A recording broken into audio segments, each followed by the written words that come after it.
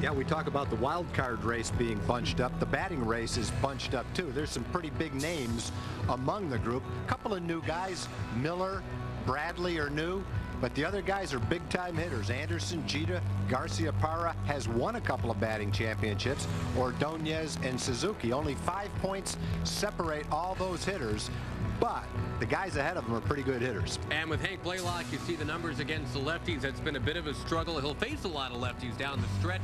The Zitos, the Washburns, the Kenny Rogers, and the like. A right-hander, though, tonight. That's Paul Abbott on the mound for Kansas City. Ismael Valdez. Counters for the Texas Rangers. We've got the first pitch. Straight ahead. Stay with us on KDFI 27.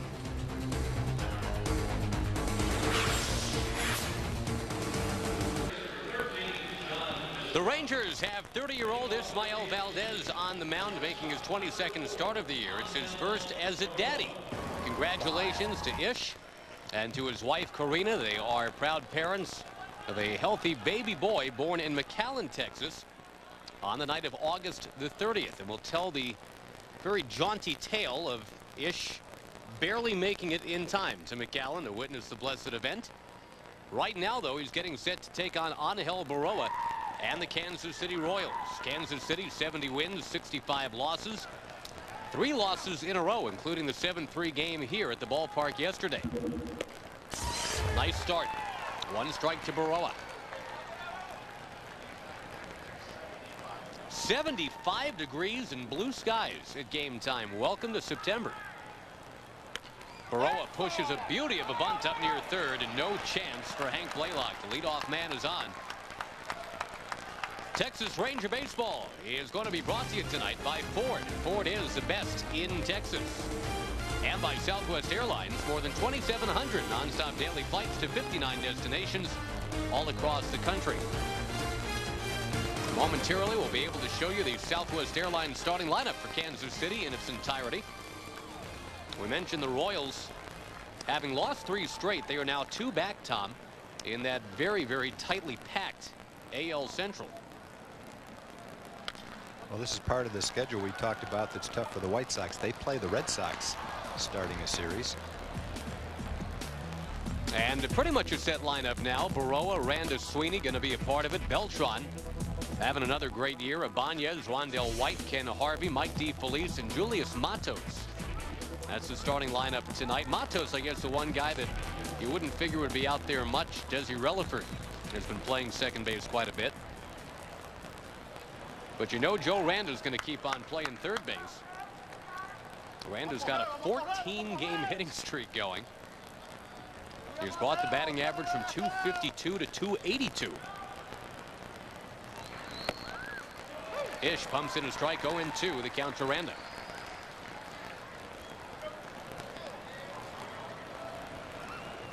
Tony Peña's team certainly getting enough hits to compete in the AL Central. The question is going to be the pitching.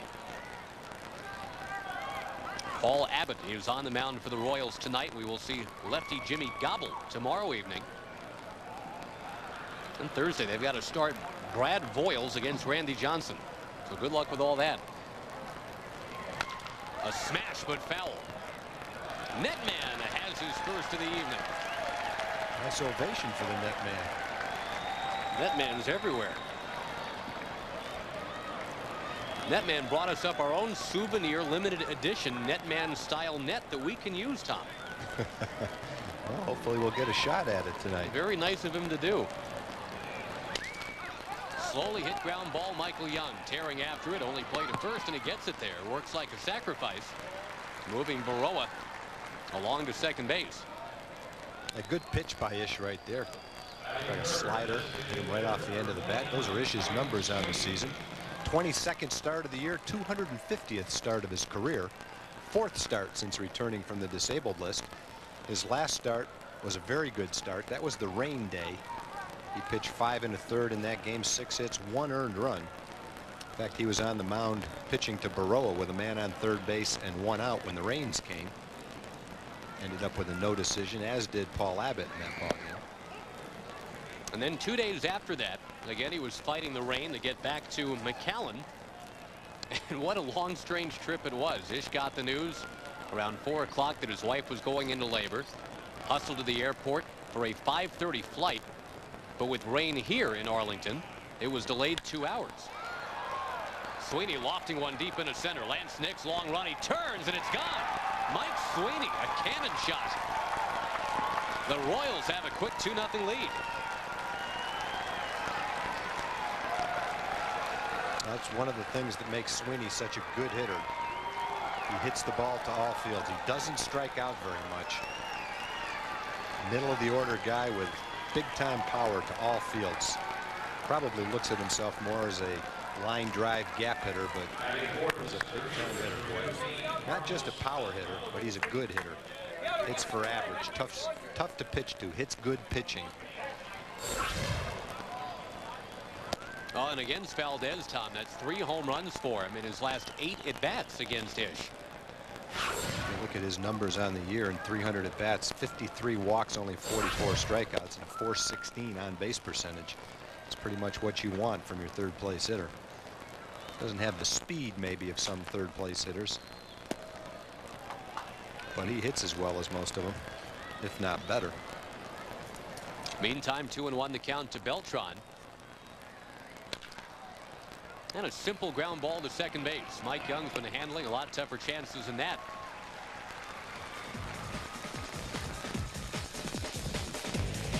Defense for the Rangers.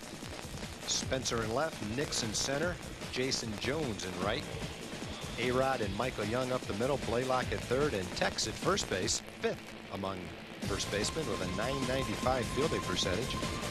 Seems like he's got a .995 batting average this week, too. Might be. Einar Diaz gets the start behind the plate. I think that's one of the reasons that you like the young players for the Rangers so much, is they're not one-dimensional. A rope in a right field, a base hit for Ibanez. They all look like potentially outstanding offensive players and also potentially outstanding defensive players. You don't have to worry about pinch hitting for them. You don't have to worry about late inning defensive replacements. Now you're getting a pretty good look tonight at the Ranger future. Nix in center field. And that roaring 20s infield, as we're calling it, the all 20-something group. Blaylock, A-Rod, Young, Teixeira, with Nix anchoring things in center. Strike one to Rondell White against Valdez. And Tom, just to finish the story real quick, Ish tells us when he finally got to McAllen, I mean, it was like something out of Planes, Trains, and Automobiles. The cab brought him to the wrong hospital. Oh, boy. So he finally figures out he's got to be somewhere else. It takes him a while to get another cab. He gets across town. Then they take him to the wrong wing of that hospital. He said he got to his wife's side literally 15 minutes before the actual birth took place. Wow. Rondell White will chop to first, and that'll do it. A 2-run first inning. Mike Sweeney hit one out. Rangers trying to get it back when we come back. The Hughleys, weekdays on KDFI 27. Turning into a very pleasant evening here at the ballpark in Arlington. A lot of cloud cover all throughout the day, but now we've got blue skies, we got sunshine, we got Ranger baseball against the Kansas City Royals. Rangers with a win yesterday, 7-3 on Labor Day. Now here's how the Rangers come out against Paul Abbott this evening. 1 through 9, you go Mike Young, Hank Blaylock, Alex Rodriguez, Rafael Palmeiro, Mark Teixeira, Nix and Spencer, and then let's not forget about Jason Jones when we talk about our young Ranger theme. Einar Diaz catches. On the mound, Paul Abbott pitches. As in right now. And Paul Abbott came into his last start with an ERA of 8.8. He left that start with an ERA of 6.3 because he one-hit the Rangers over 6 shutout innings. He sure did. He ended up going 6 innings in that ball game. Looked like he was cruising and probably could have gone a couple of more if the rain didn't come. Ground ball to short. Mike Young stays in a bit of a spin.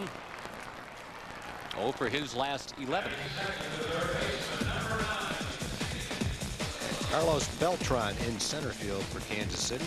Rondell White back in left field. Ibanez moves to right field for tonight's ball game. Baroa at shortstop. Matos gets the start at second base. Randa at third base. Harvey rewarded for his nice day yesterday with another start at first base, and DeFelice behind the plate. Hank Blaylock, who had the only hit off Abbott back in Kansas City last week. Well, that's Abbott's pitch right there, the changeup. He's got a good fastball, not superb, but a good solid fastball. Pretty good slider. But the pitch he likes to throw when he's in trouble is that changeup. That's a good strikeout pitch. On the ground slowly to second base. Abbott's got to get there to cover, and he does. But safe the call. Where was the foot? Must have missed the bag. Hank Blaylock is on. Dan Iasonga said that Hank Blaylock is going to be your runner at first base. We'll take a look. The second baseman Matos handles it very nicely. Looks like a nice accurate throw. But there's the problem. Aha. Once you reach back for it, you might sneak past the bag if you keep running and get the call when you come that close to it. But once you stop and then reach back for the bag, that's a telltale sign that you missed it. No official scorers ruling yet. And the only reason why silently you and I sit here rooting for hit, even though it's probably going to be an error, we talked about it right at the top of the broadcast. Hank is just 5 points away from being the youngest batting champion in the American League since the guy at the plate right now, Alex Rodriguez. Well, I hope he gets a hit, but that's an error on the pitcher.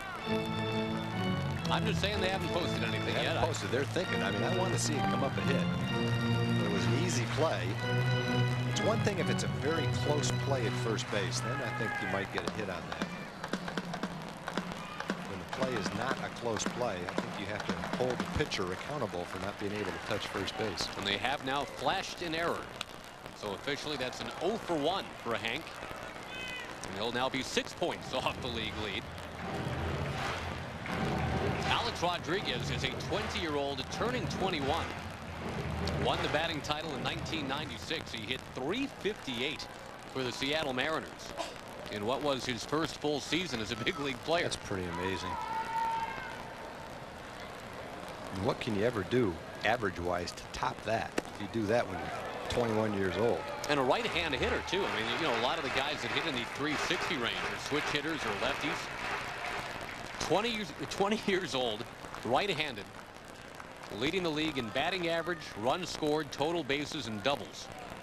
That's what Alex did in 1996.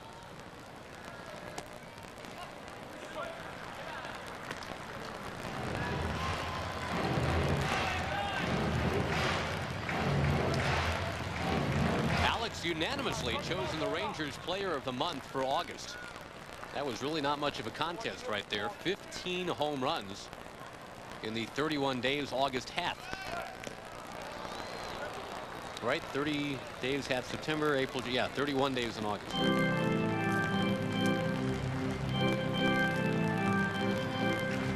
And September hadn't exactly been bad.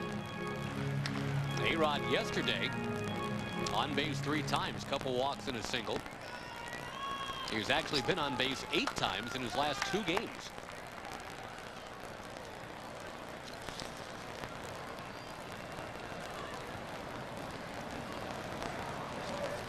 Blaylock goes, and that is going to be, I believe, ball 4. Yes, it is. So moot point at second base. That was a wasted throw by DeFelice, who dropped it about 6 inches right on top of the bag at second base. Beautiful throw. Unfortunately, it was ball 4. Unfortunately for him. Fortunately for the Rangers. Oh, a chance for Palmeiro to put the Rangers on top. Here's the throw you're talking about. He almost hit Alex in the coconut. Look at that throw. That was not an easy throw to make either. He had to reach down for a ball almost in the dirt. He delivered it about as accurately as you possibly could. And second base umpire Rob Drake was looking around like, do I have a call to make here? Is that, anybody know? Now Palmeiro takes a strike against a guy against whom he has always struggled. Rafi just 4 out of 30 lifetime against Abbott. One of the hits a home run, though. In fact, number 450 of his Hall of Fame career was against Mr. Abbott. That play, the umpire, I think, wants to avoid making a call, because if you make the call without watching the hitter, I saw this happen once. Durwood Merrow was at second base. He called the runner out on ball 4. Well, the runner hears you're out, and he was out, wasn't even close, and starts trotting back to the dugout. Second baseman takes the ball and tags him, and he was out for leaving the bag because the guy walked at first base. If you wait with your call, then you give the guy at least the opportunity to stay on the bag.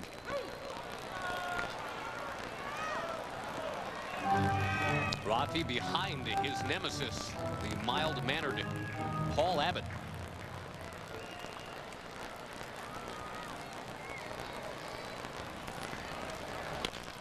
Sweeps it along near first. That's foul. The Rangers do a great job of breaking down every home run that Rafi has hit. Up to date every day. 4 home runs against Jim Abbott, 1 home run against Paul Abbott, and so on down the list alphabetically. 340 different pitchers have given up a home run to the man on your screen right now. From Abbott to Zito.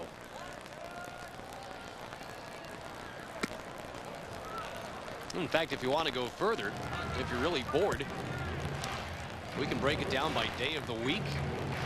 Rafi's had 75 Tuesday home runs. He's had 74 September home runs. 82 first inning home runs.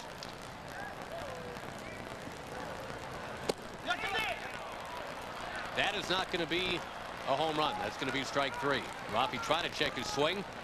Will have to leave the inning up to Teixeira. Abbott struck out 6 in his last start against the Rangers.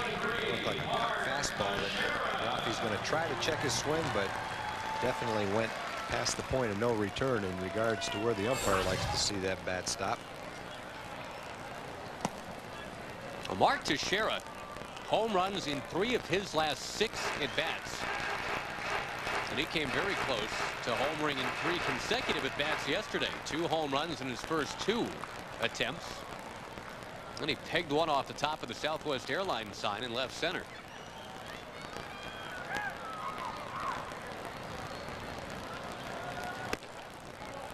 Advantageous count for Tex, 2-0. Abbott's throwing him a couple of changeups to get behind 2-0. Now he has a choice to make. Let's see, don't do this. That was a fastball in. He just turned on that and hit it above the seats. Also, don't do this. Don't hang the slider up. Otherwise, he might bang it off the foul pole down the left field line. Although if he hit it left-handed, it would be the right field line.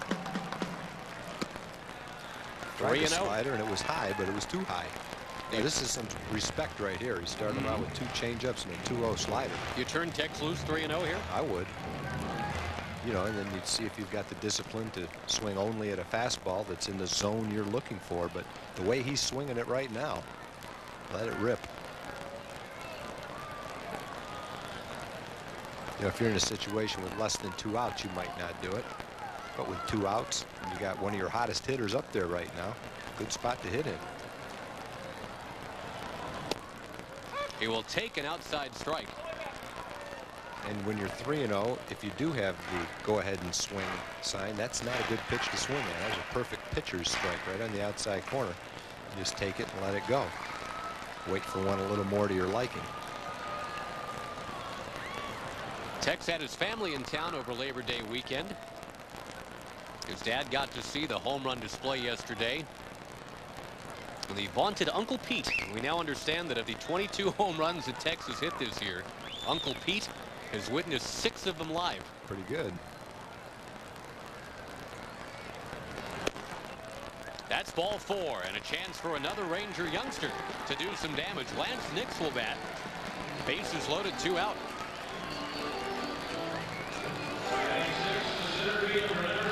Well, Abbott is tough to hit, but occasionally he can be wild. And even in the game where he pitched the 6 one-hit shutout innings against the Rangers, he did walk 4 batters. And he's already walked a couple here in the first inning. Haven't had a hit, having an error and 2 walks. Nice time to get the first hit right here, though. Loft one in the bleachers. You got 4 runs on 1 hit. And they'd all be unearned runs. Yep, that's right. Blaylock reaching on the error. Abbott's own doing as he had the misstep at first base. A-Rod walked. Teixeira walked.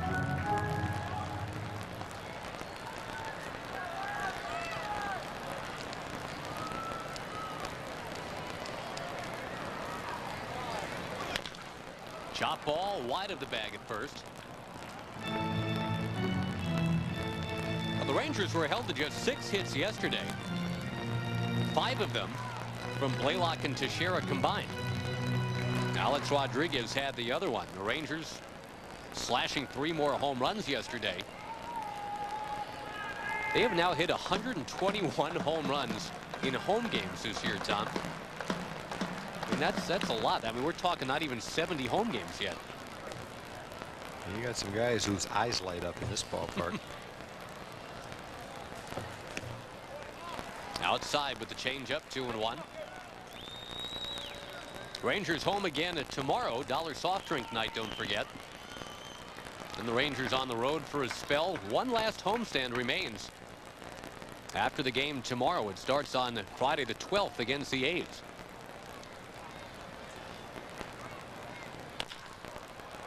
Another ball batted near the bag. And the count 2-2.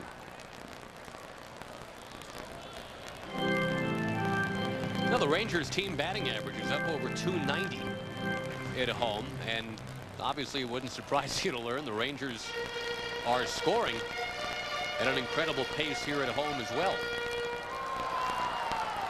We talked about this the other day. On average, there are 13 runs total between the Rangers and their opposition on the average night at the ballpark, and that is the most for your money you can get of the 30 big league ballparks out there. It's more than twice what you get at Dodger Stadium.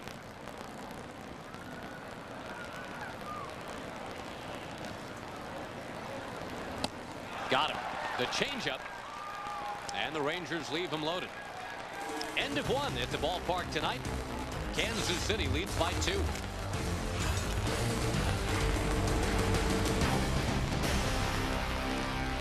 The 2003 Lincoln Town Car was ranked the most appealing mid-luxury car by J.D. Power & Associates, and this is our reward. This is your reward. Driving the best handling town car ever. The only car in its class to receive 5 stars in all 5 government safety categories. But the best reward of all is getting 0% financing for 5 years or up to $6,500 cash back on Town Car. There are those who travel and those who travel well. See your Texas Lincoln dealer today. En cualquier idioma, la acción es magnífico. Los Texas Rangers en el audio secundario de su televisión toda la temporada aquí en KDFI 27. The ballpark resounds as groups of Ranger fans cheer their favorites. Here's a prestigious accounting firm going berserk at a Palmero long ball, and a schoolboy debate team showing their support for A-Rod. Groups of 20 or more get big discounts, so come one, come all. Hey, Buck Showalter's got his favorite Little Leaguers ready for a game. And look, it must be Dollar soft drink night. We'll welcome your group home to see A-Rod, Rafi, and the Rangers set off some fireworks this summer. A 2-run homer by Mike Sweeney in the top of the first inning has the Royals on top, and they need this game. They don't want to fall further behind the Chicago White Sox. We'll keep you posted on other games going on tonight, including the White Sox against the Red Sox tonight. Chicago has jumped out to an early lead in that game, 1-0. The other Chicago team played 15 innings. The Cubs beat the Cardinals 4-2 today on a Sammy Sosa walk-off. Now they've got at least 9 more innings to play, Tom. It's a doubleheader. Oh, boy. Nice night. Ken Harvey sailing one to right field. Harvey had 2 home runs yesterday. Nice to keep him in the ballpark.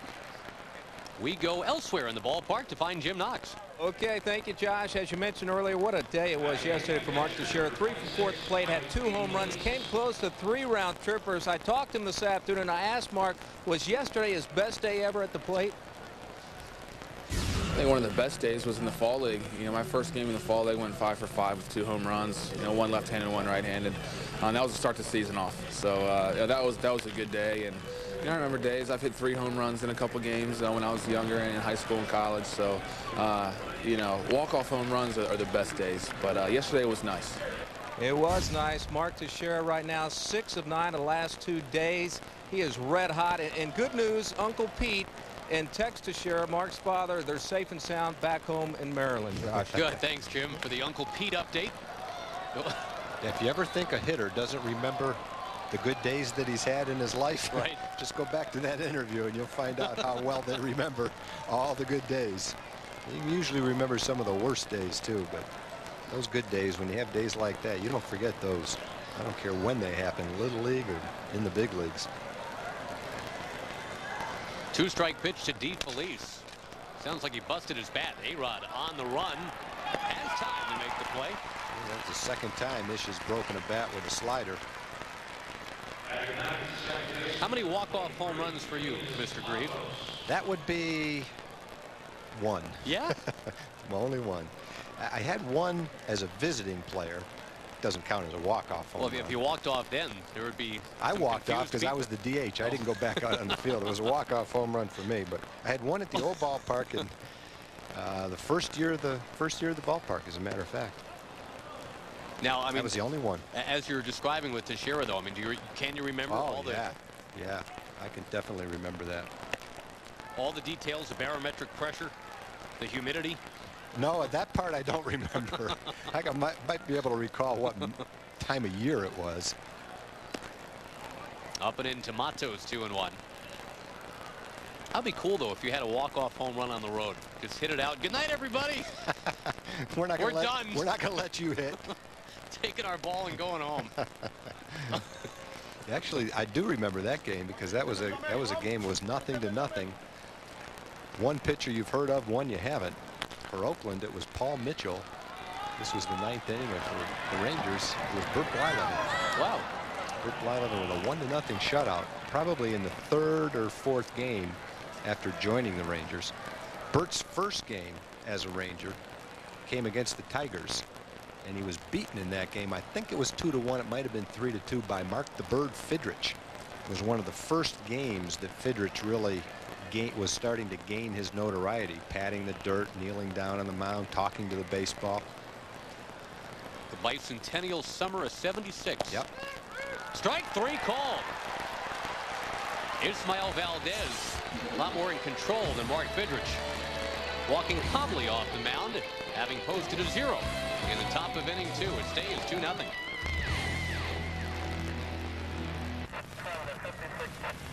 Wow.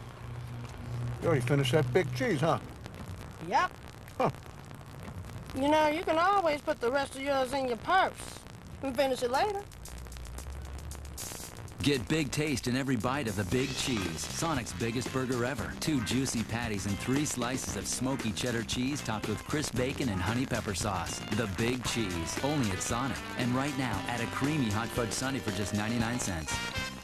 Weekday afternoons starting at 4. Hightower is back! Go with your bad self. It's twice the comedy and twice the fun. Yeah, baby. With the Harvey Hughley House Party on KDFI 27. It's all good. Word to your mama. Everybody step back. I am keeping it real for my peeps. That's grown-up fun. You got it. Weekday afternoons starting at 4 on KDFI 27. That's it. That's it. If you like baseball, Oh, yeah! you're gonna love King of the Hill. Weeknights on KDFI 27. Y en el 10, que son séptimo, octavo y noveno. Abbott tiene ventaja de 2 carreras. Mañana el partido continúa a la misma hora, a las 7:05 del segundo de la serie. Y bueno, un saludo para usted que nos está escuchando a través de su canal 27 en español. Ya sabe, si tiene el sistema, presione el botón y aproveche las transmisiones que le da en la temporada del 2003 su canal 27. Un servidor, Eleno Nelas, en compañía de José Guzmán, en las transmisiones de este canal 27 en español para todos ustedes. Gracias, guys. They got the coolest flags here too. We need to get that. Every nation that is represented in a Ranger uniform, they have. in that booth. That was a good idea. Very good idea. 1-1 the count to Spencer. All we've got, let's see, I've got my South Lake Carroll Dragons mug.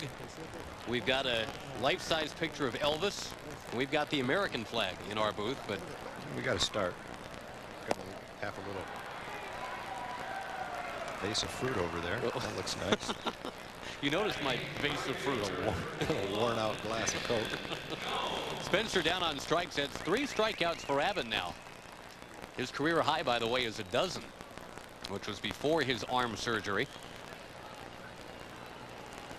You know, Paul Abbott hasn't won a game in the major leagues since that arm surgery. His last win was at the ballpark in Arlington as a Mariner last April. He is 0-0 in 6 appearances this year. Ball and a strike to Jason Jones.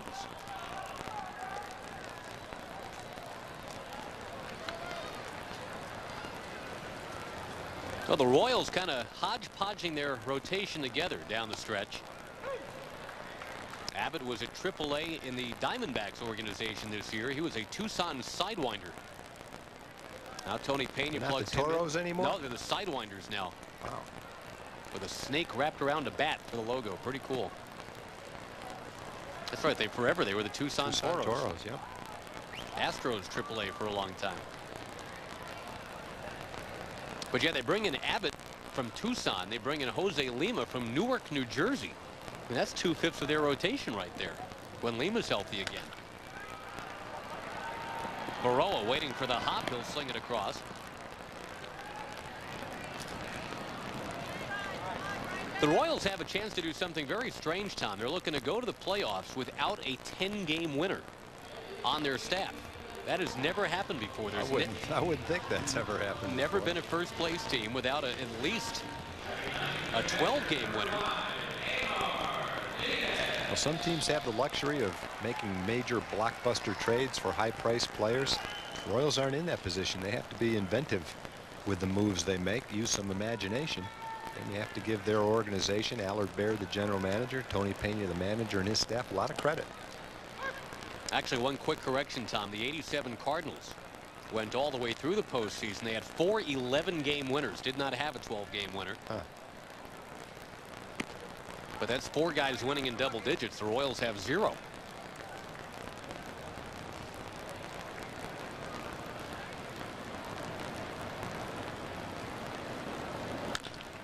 Einar Diaz hitting it in the air to left.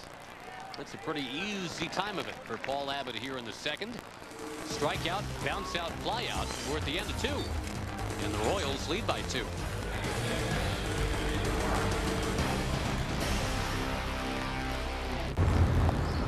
Chocolate?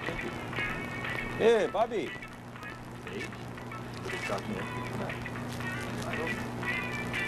Well, I would rent a car for 2 weeks. Yeah. Why not get right to the good part? Like Southwest Airlines Rapid Rewards. Forget counting miles. Fly just 4 round trips and get 1 free by receiving double credit when you book at southwest.com. You're now free to move about the country. Chevy Silverado. The truck that won Car and Driver's Best Pickup 3 years in a row. The truck with a better resale value than both Ford and Dodge. The truck that comes with 0% APR financing for 60 months or $3,500 total cash back. Chevy Silverado. The only truck for Texans and the only truck for you. See your Texas Chevy dealer. AT&T Wireless has the latest, greatest phones. With M-Mode, you can play games, text message, find your way, or even take and send pictures. For a limited time, save $150 in the new Nokia 3650 camera phone. So to get the coolest in wireless, trade up to AT&T Wireless. And you can get hot deals on cool phones that's M-Life. From AT&T Wireless. Hurry and switch today. Don't miss Matlock, weeknights at 7 on KDFI 27. Rangers down 2-0, and folks, we remind you the final Dr. Pepper luncheon of the season is coming up Friday, September the 19th at the Diamond Club here at the ballpark. Buck Showalter will be there. Chuck Morgan, your affable host with the most. Take a bow, Chuck. Wave at us. Do something. Thank you. 817-273-5100, the number to call to get your tickets. And Buck will be there, interviewed by the man that used to introduce him when Buck played in the minor leagues. Buck was a Nashville Sound. And at that ballpark, the public address man was none other than Chuck Morgan back in 1980. With a manager named Johnny Oates. And a power hitter that went on to play for these Kansas City Royals, Tom, Steve Bye-Bye Balboni. Remember him well. That will not be Bye-Bye Baroa. That is scooped in left field by Spencer. That ball sinking. Yeah, that one gave Shane some problems out there. That might have been knuckling, sinking, sailing, hooking. He was doing something tough. That, and it might have gone through the lights, too. The way Shane is kind of rubbing his eyes after that. A fly ball won't go through the lights, but a line drive like that might have. He feels pretty good to catch that ball. Joe Randa with that 14-game hitting streak.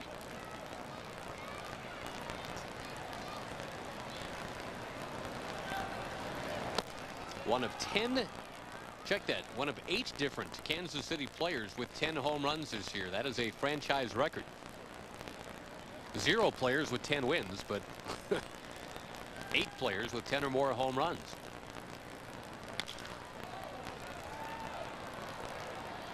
Now the Royals, as it stands right now, 2 back of the White Sox. So are the Minnesota Twins. That's the Rangers' next assignment, is to go to the Metrodome.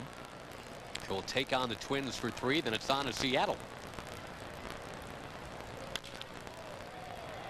Fly ball, shallow center. 2 down.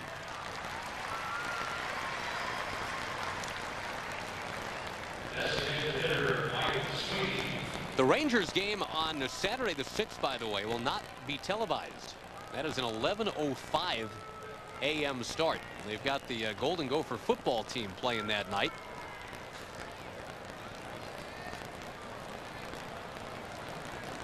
So they need to have a very early baseball game.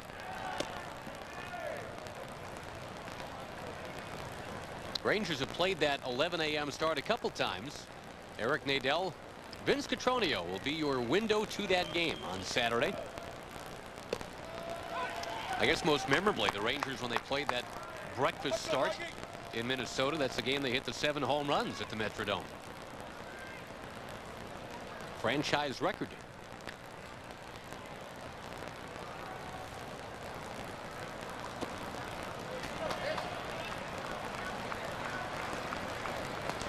That's all we're asking for, fellas. 7 home runs before noon. Well, they got the guys that can do it. Sweeney takes outside. He's the reason that the Royals lead this game. 2-run home run to center field. He hit that ball to a little bit of the right side of second base, and that's where Lance Nix is playing him, a little bit toward right center.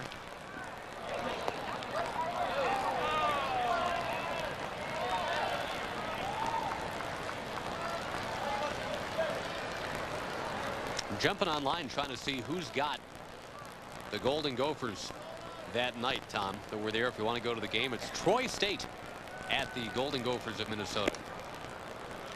Sweeney will take a walk. You in? Want to go see the Troy State Trojans tangle with the Golden Gophers that night? I wouldn't mind doing that. See if we can get. It's got to be a loud place to see a football game. It's a loud place to see a baseball game, that's for sure. And I imagine Minnesota draws pretty close to a capacity crowd there. Got a little bit of a problem later on when they play University of Michigan and somebody else there because of the potential of being in the playoffs. Yeah, they might have to move those college games to make way for the ALDS and ALCS. They're adamant about playing them in the state of Minnesota. They don't want to trade spots and, for instance, go to Ann Arbor and play Michigan in Ann Arbor. So I haven't seen how they've resolved that yet. No. One way would be for the Twins not to get to postseason. You got the whole University of Minnesota hoping that the Twins don't go to postseason play. That's not very nice. 2 balls a strike to Beltran. For Ismael Valdez, his 250th career start. His 249th wasn't bad, as you mentioned, Tom. Just the 1 earned run in 5 1/3.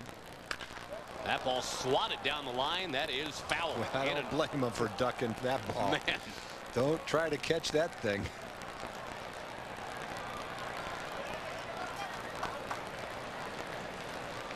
He might have tried and hit him right on the finger. That should hurt. That thing was a bullet, boy.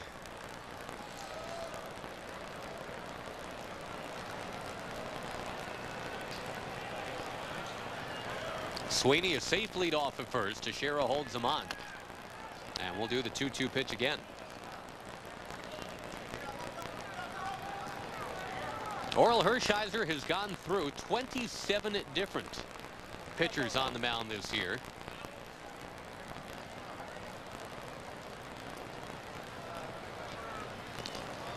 We were talking yesterday, Tom, about how difficult it's been to, just off the top of your head, name even 20 of them. Rosman Garcia is back. Ryan Drees is back. That ball jerked into right field. It is over the head of Jones and off the middle of the wall. Jason will grab it. He'll fire it in. Mike Young is up with it to the plate on 1 bounce. Safe the call. Diaz diving across the plate. Beltran all the way to third, as it's now 3-0 Kansas City. Well, Beltran hit an absolute rocket off the wall. Rangers didn't get a real good break on the carom. Jason Jones was in position to field it off the wall, but it kind of hit the screen and just bounced straight down. He had to run to the wall to get the ball.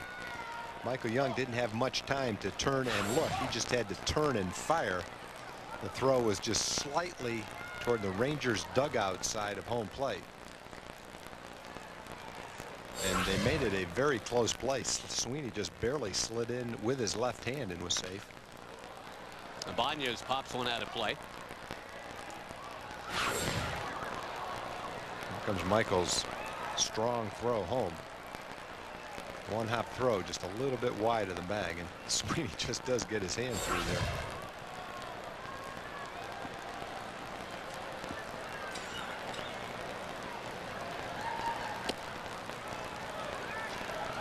Ibanez had a single in the first inning. So far, Valdez 1 walk, 1 strikeout.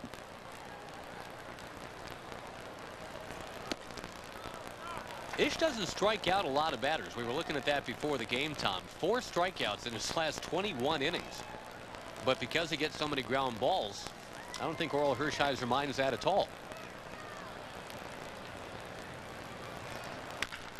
Ripped foul down the line. There was a guy that pitched many years ago, 1919, matter of fact, Slim Sally. S-A-L-L-E-E. 228 innings for the Reds that year. He struck out 24. It's about 1 every, what, 9 or 10 innings. Was that the dead ball era? Must have been. They didn't care about strikeouts then. They just threw those shot puts up to the plate and they didn't go anywhere. That's amazing to have that many innings and that few strikeouts.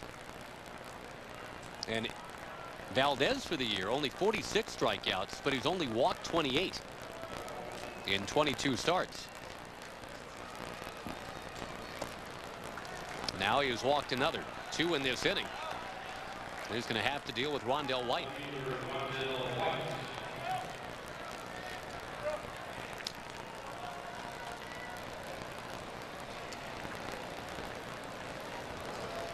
Orel mulling the visit, and there he goes. So you talk about a guy that has had to learn to do this job on the job. And Orel, by all accounts, has really connected with so many of these Ranger pitchers. There's not one way of teaching 27 different guys. I think that's a challenge as a pitching coach. You might have to teach 27 different ways to get your point across.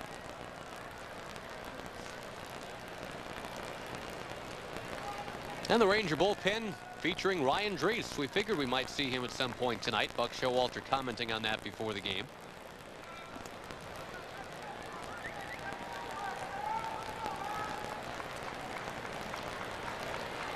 But obviously you want to see Valdez wiggle his way out of this third inning. You want to see him pitch at least into the fifth in this game.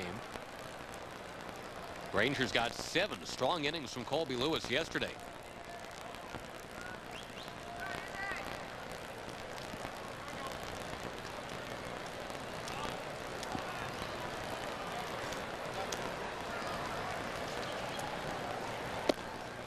Rondell White, the former Padre, Expo, Cub, and Yankee.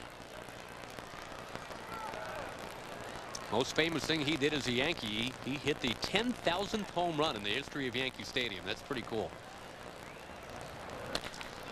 This ball stays on the ground. Mike Young to Alex Rodriguez, right to the bag, and that'll do it. 2 men left. 1 run in. Rangers coming up with the top of the order, needing 3 to tie.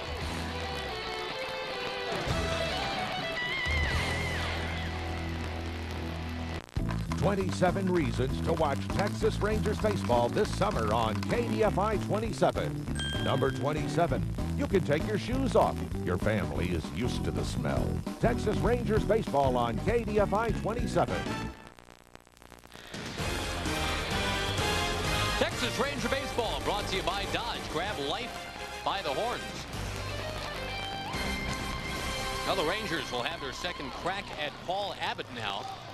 Top third of the order, Mike Young, Hank Blaylock, Alex Rodriguez. Updating some scores from around the American League. You know, the Oakland A's had it again, Tom.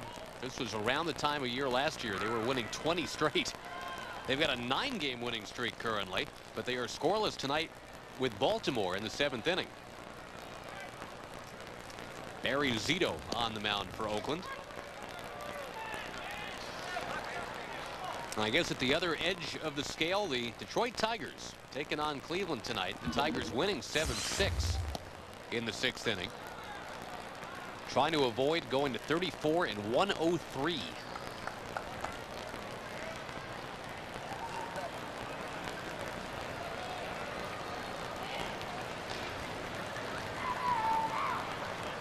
Full wind for Abbott.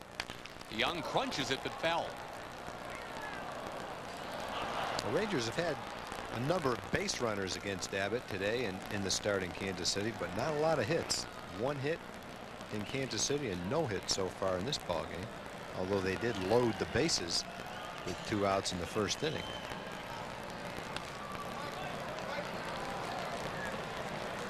Well, even though Mike Young is in a bit of a slump right now, he just does not give it bats away. Up there fighting with 2 strikes. Batting average is sunk beneath 300 for Mike now. There you see again with 2 strikes, puts the bat on the ball.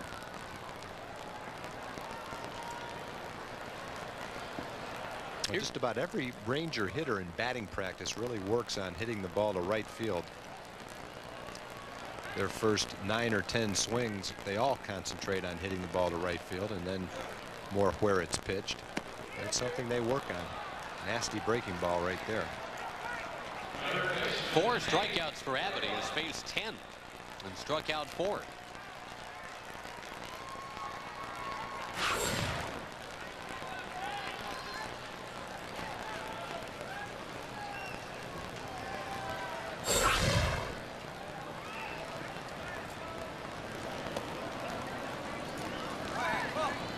Blaylock was able to bust up the Abbott no-hit bid 5 days ago in Kansas City,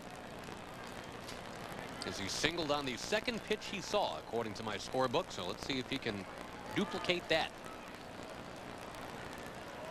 He did it in the 3rd inning. Ah. Oh well, 1 ball, 1 strike. Took a rip at it.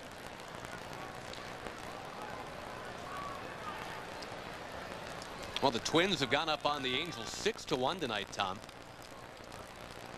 And again, the White Sox 1-1 with the Red Sox in the 2nd.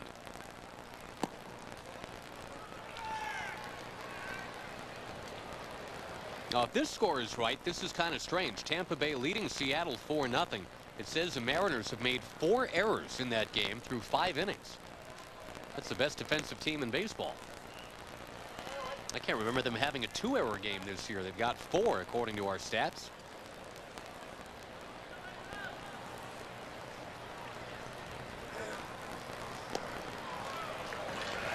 Abbott walks Blaylock. The third walk that he has surrendered tonight. Rangers still don't have a hit. And again, Paul Abbott, in his career against the Rangers, it's not like he's got an ERA of 1. But what he does have is that career record of 6 wins, 1 loss. He's going out of his way in this ball game to hit the corners. He's preferring to walk a batter than give him a very good pitch to hit. Mixing up all his pitches and not putting much down the middle of the plate in this game. Most of it's on the corners. Stays away from A-Rod. We got an email here, Tom, from Ryan Morgan. Wants to know how close is Alex getting to Cal Ripken in the consecutive games department. Alex is playing consecutive game number 527 tonight, which is very impressive, but puts him only about not even a fifth of the way to the Iron Man. Airs it out, 1-1. Longest current streak, though, right? Is that correct? Has anyone got more than that right now going in the big leagues? I know Tejada had a streak. I thought he was less than Alex. It is second to Tejada. Second to Tejada, okay. Yeah, Tejada's at 568. Alex at 527. Fly ball, well struck, right center. Back to the track, not out. Almost home run number 41 for Alex Rodriguez. It goes as a long second out of the inning. A lot of Alex's home runs go to that part of the ballpark. He's got excellent power to right center field, and he doesn't shy away from trying to hit the ball to right field in this ballpark. That's a great place to hit the ball. Rafael Palmeiro will test drive Mr. Abbott now.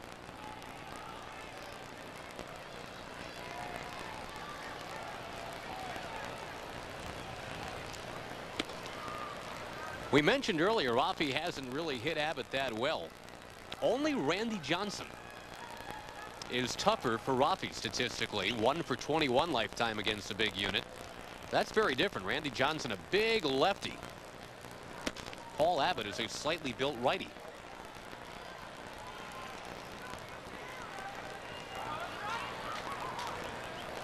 I bet you Rafi definitely remembers the one hit he got off of Randy Johnson.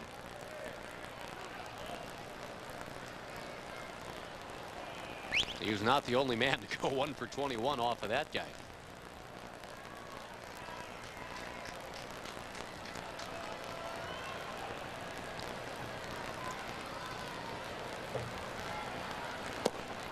He takes. Abbott's in danger of walking another. He walked 2 in the first, and in fact the Rangers loaded the bases but couldn't score. Well, Abbott's not going to go very deep into this ball game. He's going to have probably around 60 pitches if he gets out of this inning quickly through 3 innings. There's a strike, 3-1.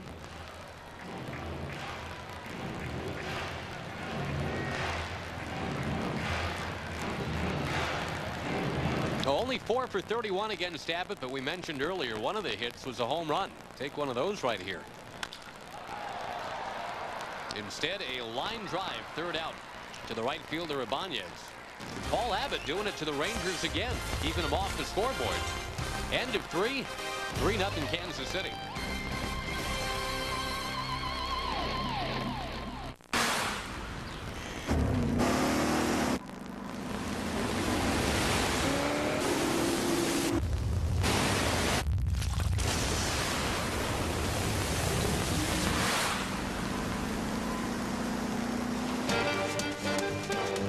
The new Lincoln LS, the driver's luxury car.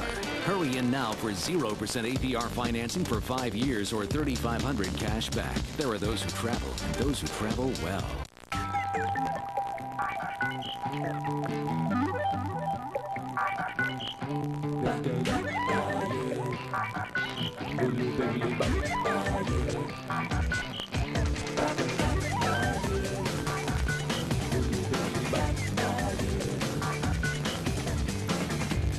The new phones from Nokia, the world's #1 maker of wireless phones. They put a new spin on everything you do. Nokia, connecting people. Hey, get down here fast. They got the silver one. Okay, bye.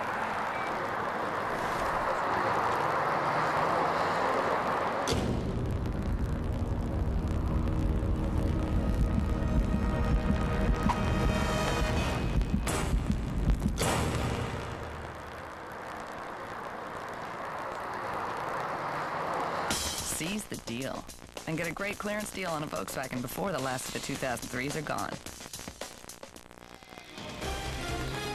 Texas Ranger Baseball brought to you by Southwest Airlines. More than 2,700 nonstop daily flights to 59 destinations all across the country.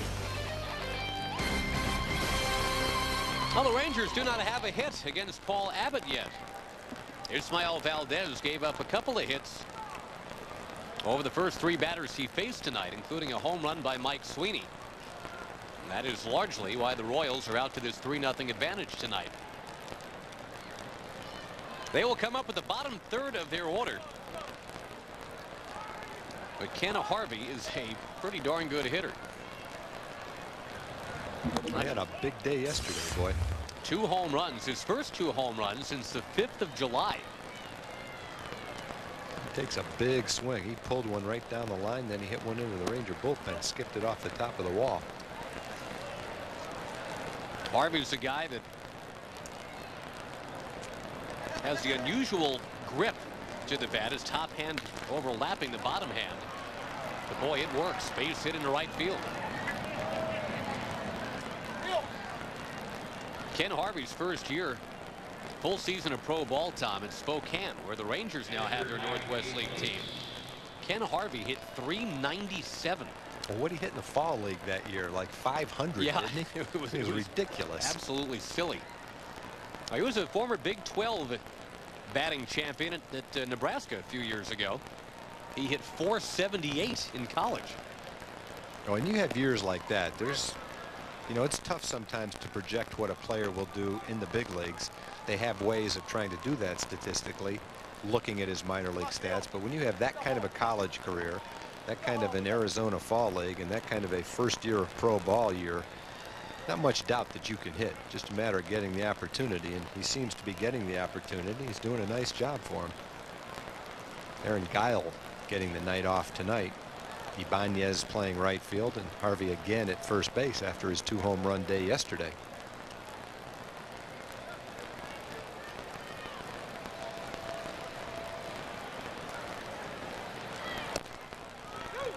In there for strike 2 to Mike DeFelice, who takes an agitated stroll.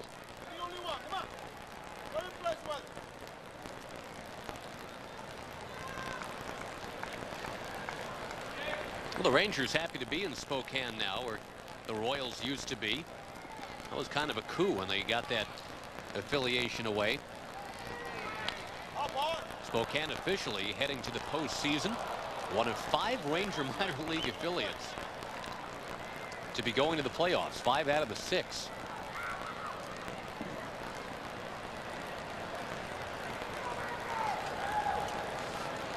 The Rangers briefly had their AAA team in Spokane. That's where Bill Madlock came up in the Rangers organization. That's it.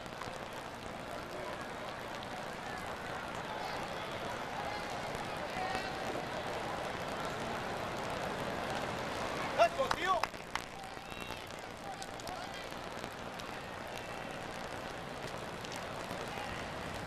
1-2 from Valdez. That's fouled.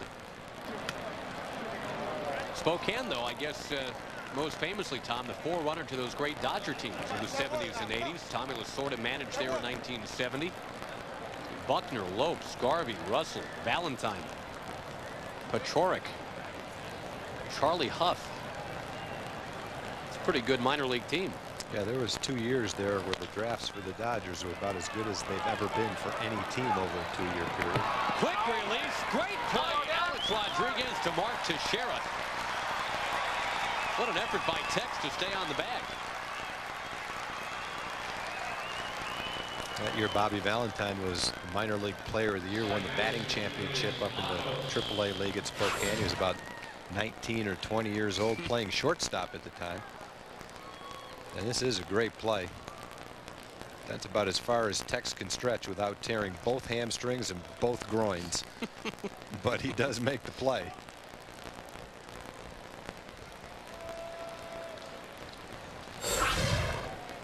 I'll put a little ice on it. Runner at second, 1 out. Julius Matos, only 2 home runs this year, but 1 against the Rangers right here.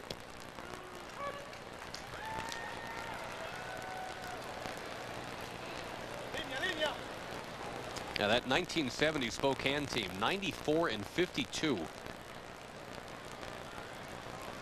That's where Tommy Lasorda started getting paid attention to as a manager.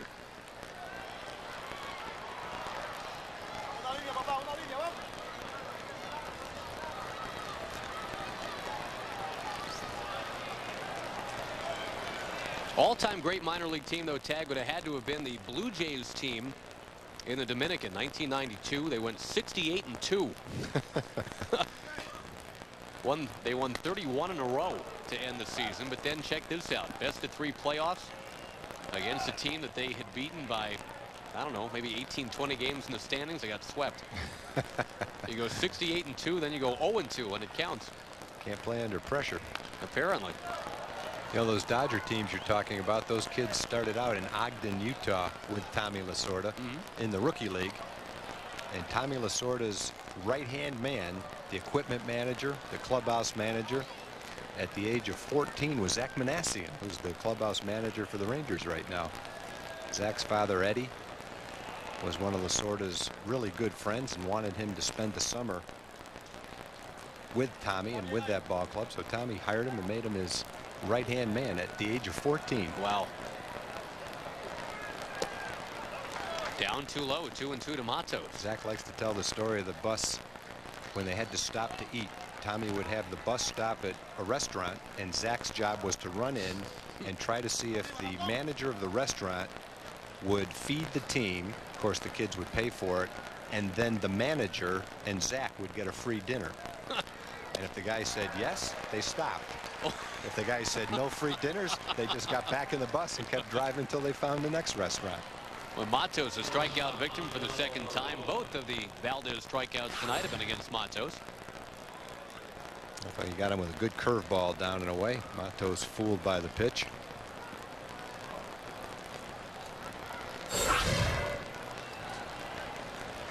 Top of the order, Angel Baroa, 1 for 2. Normally, this is a situation in which the Royals really excel.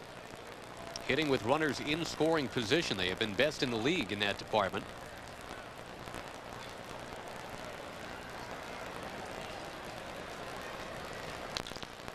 And Baroa socking this one into left center field. Hangs in the air.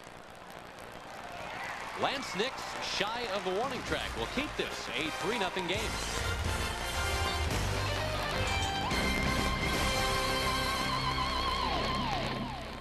Don't miss Hawaii 5-0 weeknights at 8 on KDFI 27. 3-0 Kansas City going to the bottom of the 4th. We go to Jim Knox. Thank you, Josh. Scanning the stands, I found one unique fan right here. I'm trying to figure out why the Santa Claus get up here. Well, I came here with all my friends here from TCU, and they're all Royals fans. I had to do something to stand out. Gotcha. And how'd you score the big-time ticket? Oh, grace of God. Just Courtney White here. It's Frank White's daughter. Really? Yeah, she was able to get me tickets. I've never been so happy in my life. Courtney, if Frank was watching tonight, you think he would approve of it? Yeah, his seat? Probably not. Oh, okay. We'll just take it off there, buddy. There we go. Josh. Go Rangers! Go Rangers! Thanks, Jim. That's very cool. You saw Frank White walking around the Royals clubhouse yesterday. What a great guy he is. Mark Teixeira busted bat.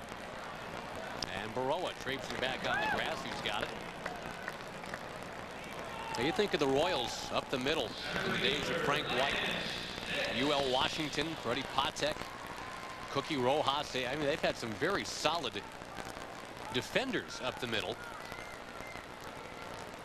And now with Baroa playing short, you figure they are okay at that position for a while.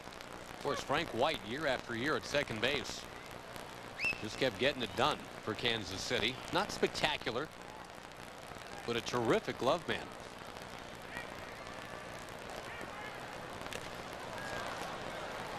Lance Nix, a foul tip.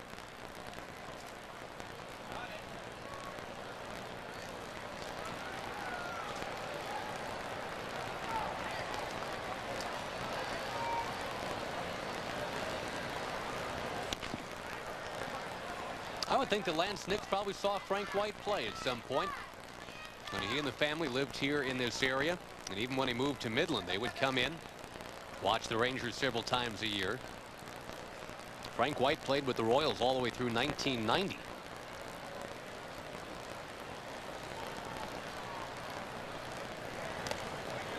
Well, it's a tough pitch. That got Lance Nix earlier tonight with the bases loaded, matter of fact. Less noticeable this time with the bases clear.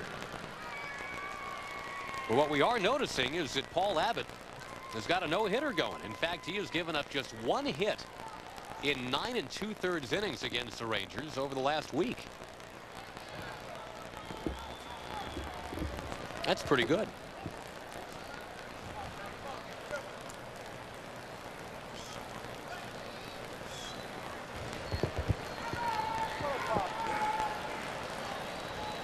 One 0 pitch to Spencer. Rings the inside corner, 1-1.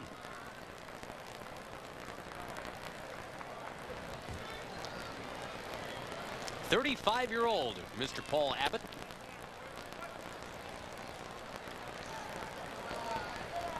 Trying to keep the Royals afloat as they contend for the AL Central. The Twins are beaten up on the Angels now, 9-1.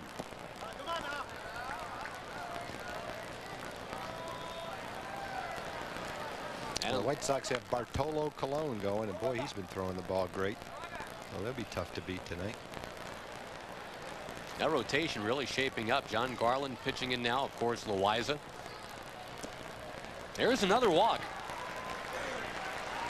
If the no-hitter is going to continue all the way through, Paul Abbott is not going to be around to see it because that pitch count is just so bloated right now. He's 60 through 3 innings. And you wouldn't think Abbott would throw much more than 115 pitches, maybe. He's right at 70 to 71 pitches right now. He was on the way to a quick inning, but that might turn around right here. Ball 1 to Jason Jones. There it is. 41 strikes, 31 balls. That adds up to 72 total pitches. You sure? Yeah. Yeah. I wouldn't have been sure, but they did it for me. How are you with square roots? Square roots? Let's see. I know the square root of 4, 9, 25, 36, 49. That's about it. I was wondering how high you could climb on that ladder. 144. Tom will work out pi to the 15th digit in just a moment. 3-0 the count to Jones. And, you know, to get to the Royals bullpen wouldn't be a horrible thing. The Royals bullpen has really struggled this year. 5.5 for that ERA.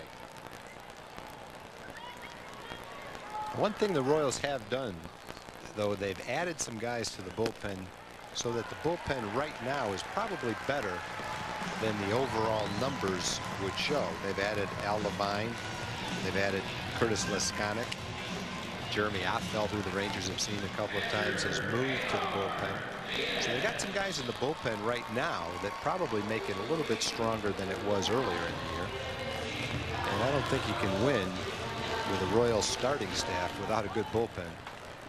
I don't want to take anything away from their starting staff, but it's not the typical starting staff of a pennant contender. They may be a pennant contender, and they may continue to be through September, and that's just a credit to the overall team and the kind of season they're having and the way they're playing. But they will need success from their bullpen down the stretch. Einar Diaz, a tying man all of a sudden. Of course, the expectation bar was set so low. The Royals lost 100 games last year. That's why it sounds like we're picking nits here. That, yeah, you know, their rotation has some questions, the bullpen has some questions, but they lost 100 games last year. They've lost only 65 this year. Yeah, after last year, I guess you would expect some questions this year.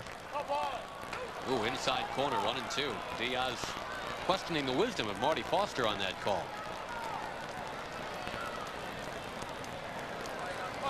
Yeah, the Royals last year, Tom, on the road were 25 and 56. This year they're 33 and 33. So I mean, things are improving in many ways. Definitely. The Rangers are believers. I know that. High drive heading into the crowd. Yeah, Rangers were believers last year. Now, Kansas City has gone 13 and 3 in its last 16 against the Rangers. That's why that win yesterday was just real nice.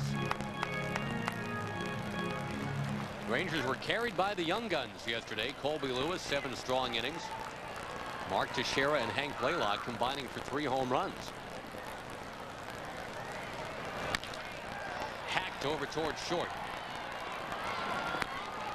And Paul Abbott, maybe the ugliest no-hitter we've seen in a long time, but it's only through 4 innings. 79 pitches to get through 4 innings. It is still 3-0 Kansas City.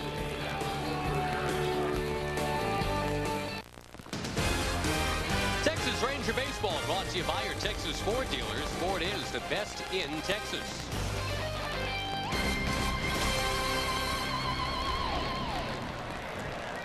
Only 5 hits in this game through 4 innings. They all belong to the Kansas City Royals. Paul Abbott does not figure to be around to see the end of this game. He's thrown close to 80 pitches. And Ismael Valdez mostly throwing strikes.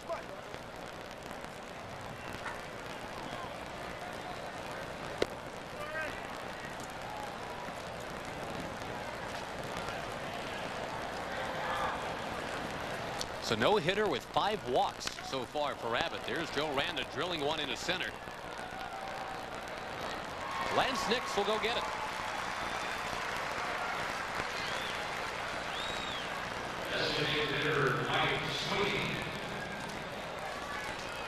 I think A.J. Burnett has a record for most walks in a no-hitter. I want to say that number was 9. Must have thrown a lot of pitches that day.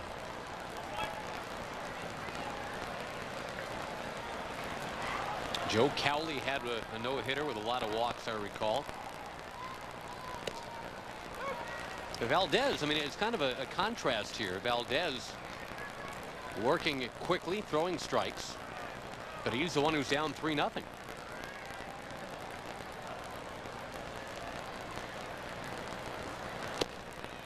There's another strike to a guy who's been a tough out in this series, Mike Sweeney. I think it's even more remarkable when you think of this season that Kansas City's having, when you look back and see how much time, number one, Carlos Beltran missed early in the season, and then Sweeney missed over a month of the season. Wow. I mean, come on. Mike Sweeney with 2 strikes on him just throws the bat at the ball. And let's see, that makes him, how quickly can I do the math? 11-4-20 against the Rangers this year.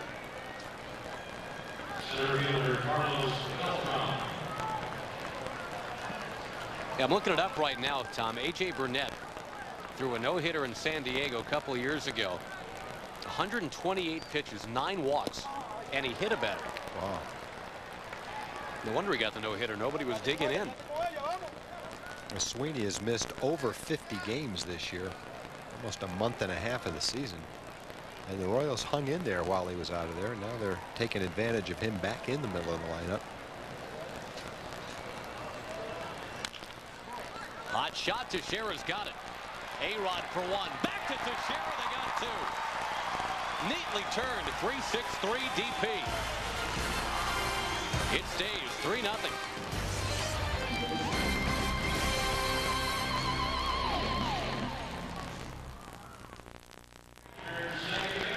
3-0 Kansas City. And if you want to go to the game, enter the Verizon Go to the Game sweepstakes. Visit KDFI27.com. Enter for your chance to win sweet tickets and dinner for 4 to the September 12th game here at the ballpark. Verizon Online DSL with MSN 8. Now just $34.95 a month. Enter soon. The contest ends September the 7th. That's a big drink for that little girl. It's her second one. Hopefully the non-caffeinated variety right there. Going to be a lot of questions about, Daddy, why is the sky blue at 4 in the morning? Big rip by Mike Young to open things in the bottom of the 5th inning.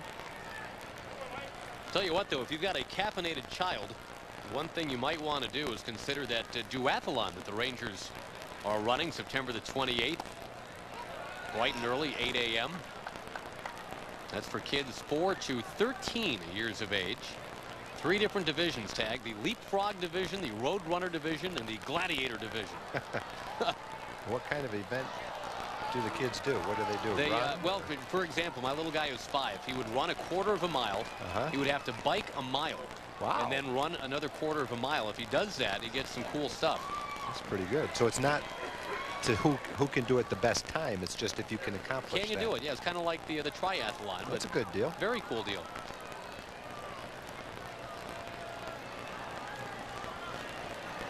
You can go to TexasRangers.com, by the way, for more information on that. And look at some of the little kids that might be participating in that. Yeah, let's now see. Those would be, well, those guys probably be road runners. Maybe leapfrogs. Leapfrogs are 4 to 6 years old.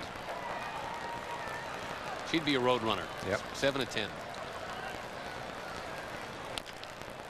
Ground ball by Young, foul. You'd be a gladiator, Tag. He's a gladiator. Be right there with him. They'd both be gladiators. What would the gladiator group have to do? Go a little bit further? Yeah, run half a mile. It's a 3-mile bike trip, and then you run another half mile. Down too low to Young. Abbott in danger of walking his 6th of the game. This is like Bobby Witt with a changeup instead of a fastball is what we're seeing tonight. Yeah, Abbott will show me something if he can stay in as long as Bobby Witt used to. Bobby would go as hard as he could and never want to come out of the game. Eventually the manager might take him out, but it wasn't because Bobby wanted out. 130 pitches, 140, he'd still be out there firing. Bobby had that game against the A's where he walked 10 and he struck out 10. Well, Paul's about halfway there. I don't think he's going to get to 10 and 10, but he might.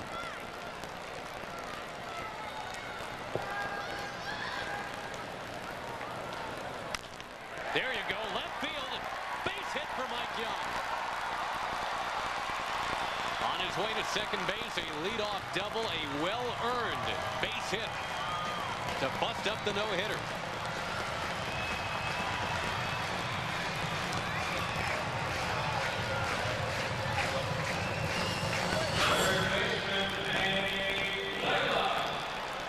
Like a high pitch, maybe a hanging slider.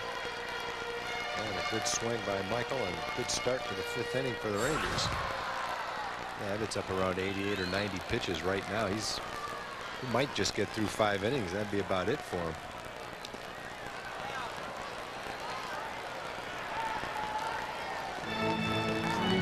Hank Blaylock and Mike Young have the only 2 hits for the Rangers in the 2 games started by Abbott against Texas this year.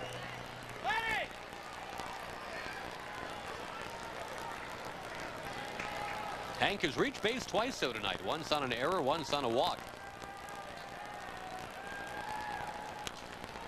And he has matched right-hand pitching all year. We talked about that right at the top of the broadcast tonight. .355 batting average against righties.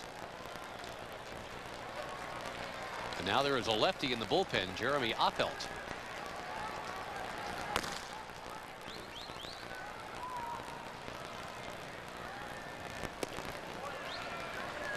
Rangers saw Affeldt twice. Once he was untouchable, once he was a little bit inconsistent. Pitching in the mud as it started to rain again in Kansas City that night.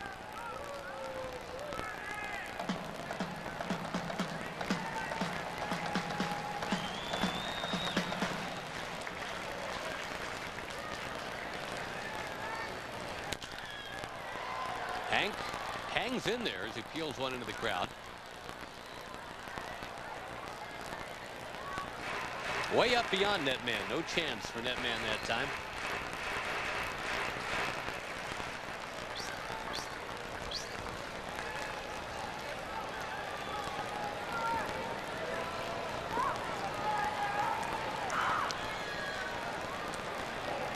Again, Young the leadoff second.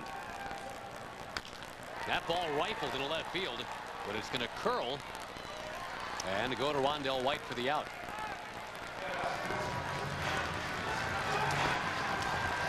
I'll give Paul Abbott some credit.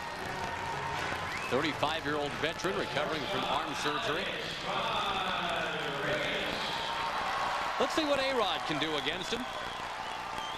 The reigning Ranger Player of the Month, could be the American League Player of the Month. I would think it's between he and Frank Thomas. Two guys that padded their home run totals in August.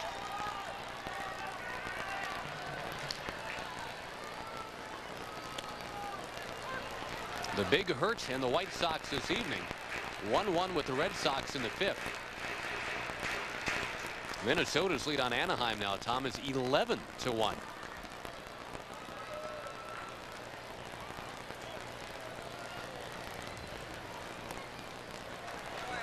Alex last time up just missed as he took one to right center field, but it died just shy of the wall.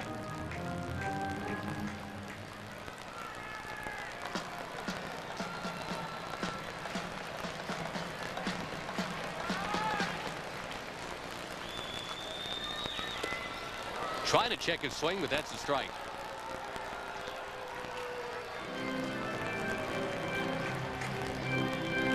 Alex leading the league in home runs, runs scored, slugging percentage.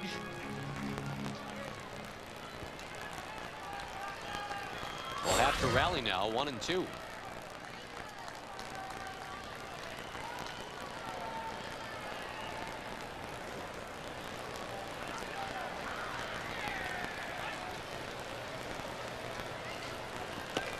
Oh, he tried to throw him the same pitch. It was close to the same pitch. Fastball in. That one was a little bit farther in. You can see the way DeFelice tried to bring it back toward the plate a little bit. Now DeFelice will head to the mound. They plot a little 2-2 strategy. Rafael Palmeiro on deck. We've chronicled his struggles against Abbott in the past. Now 4 out of 32. But of course, Rafi has it in him to launch one. A-Rod walks. Rafi comes up there as a tying man here in the 5th inning.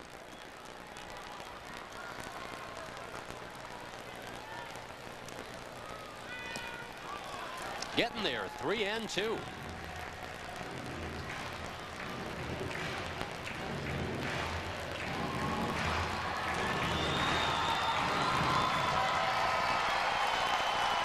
And the fans jump into the fray now, too. They'll make some noise.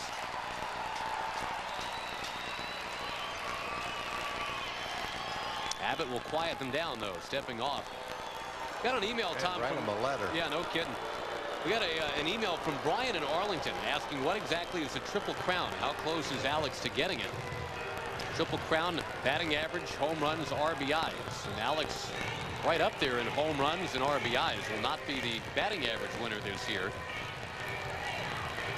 Well, there's Tony Pena going to the mound, not John Cumberland. It's the manager running out there on 3-2. I think he saw all the visits to the mound by DeFelice and wanted to make sure there wasn't a problem.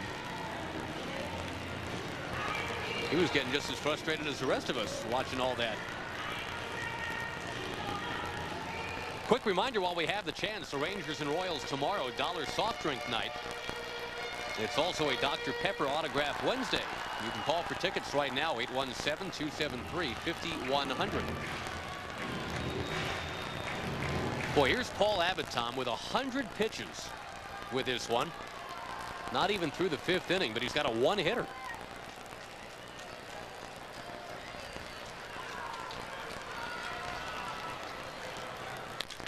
Swing, another fly ball towards right. Well, he pitched 6 innings the last game against the Rangers and only gave up 1 hit, so he's right around 11 innings and 2 hits. Been tough to hit. A lot of base runners, not a lot of hits.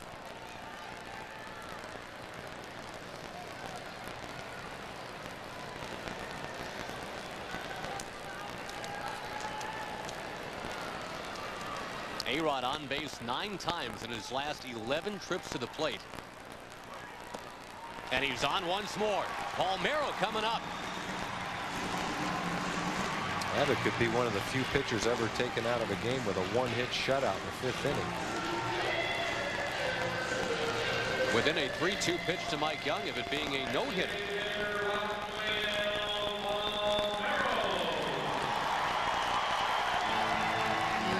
.522 career home runs for this guy. Number 523 would tie the game.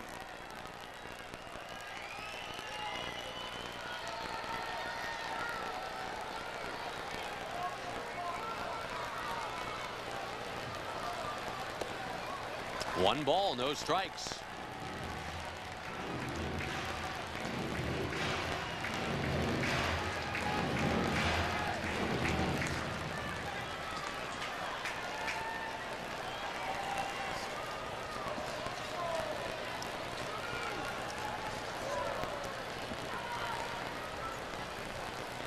Two balls and no strikes.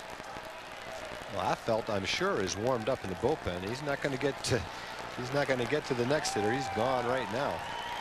This is something with 2-0 the count. My goodness. Hey, Tony says, hey, I got a 3-0 lead. I'm not going to watch it disappear with balls bouncing into home plate. Pretty bizarre. But Rafael Palmeiro will now see a lefty coming on, inheriting a count of 2-0. Rafi the tying man, and they go get Opelt. We'll tell you about him when we come back. For now, it is 3-0 Kansas City.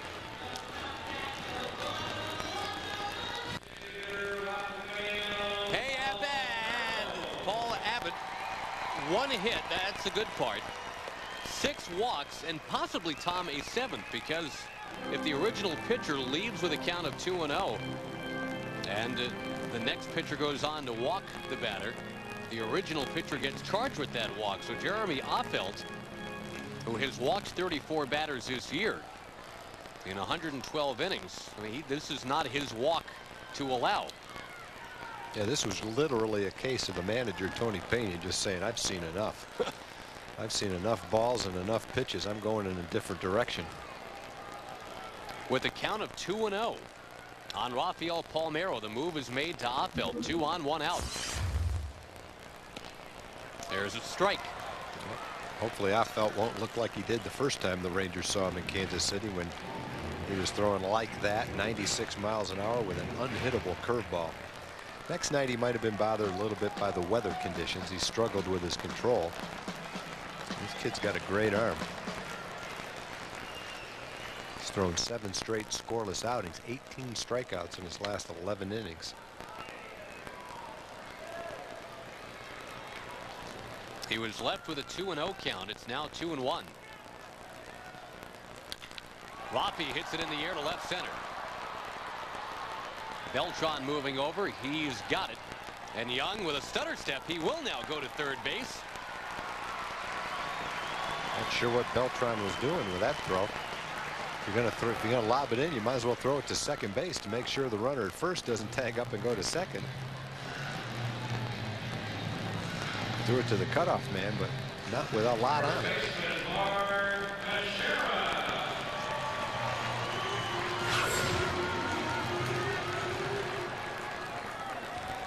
Yeah, as soon as the ho-humness set in, Mike Young says, all right, fine, I'll go to third. I'm not sure if Michael was going to go all the way to third base if Beltran threw it. On the other hand, Beltran was deep enough to where it would have been very tough for him to throw him out at third. But the risk you have when you just lollipop it in like that to the cutoff man is that the man at first doesn't tag up and go to second. But didn't work out that way. I don't know about you. I love the way Mark Teixeira is swinging the bat right-handed.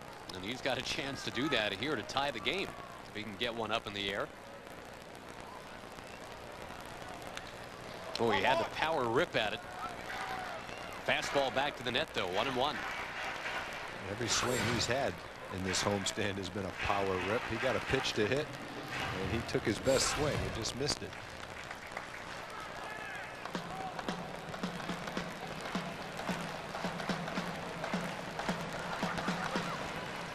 .22 home runs in his rookie season. Eyeballs the strike. 1-2.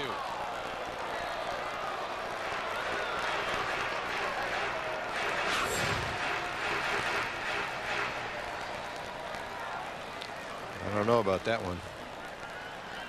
Borderline pitch, tough to hit, that's for sure.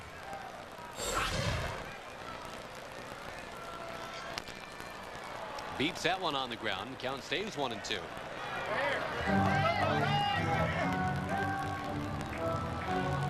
Mike Young started this inning with a double, the first hit allowed by the Royals tonight.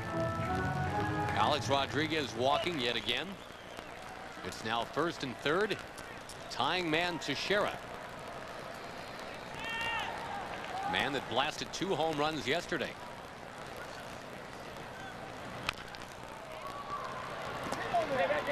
.22 home runs by a switch-hitting rookie. Chipper Jones, Jose Cruz Jr., and Eddie Murray, the only 3 ever to have more in their rookie season that were switch hitters.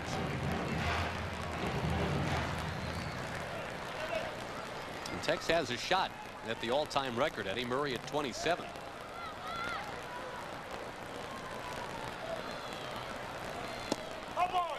Two balls, 2 strikes.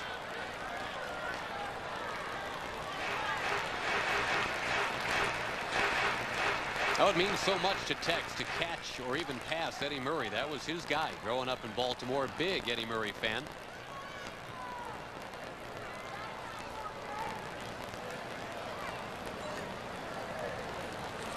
He swings. He'll loop it into right center field. It is going to drop for a base hit. Rangers on the board.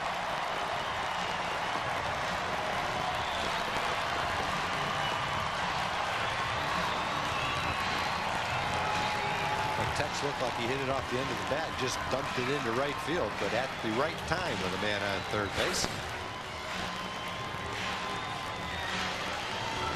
Pitch away, just kind of loops it over the second baseman in front of the right fielder. And still a good situation right here for Lance Nix. Couple of men on against a tough left-handed pitcher. We talked about it with Buck Showalter before the game, but you just got to love some of these at-bats that the young Rangers are putting together. Einar Diaz had that 13-pitch marathon to win the game in the rain the other day. Young has had long at-bats. Blaylock, Teixeira.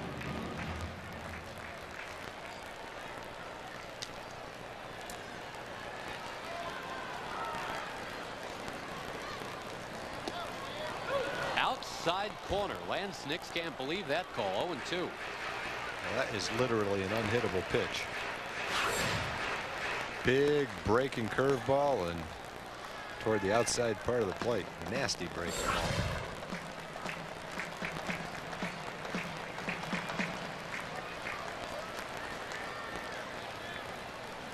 He's on this one though.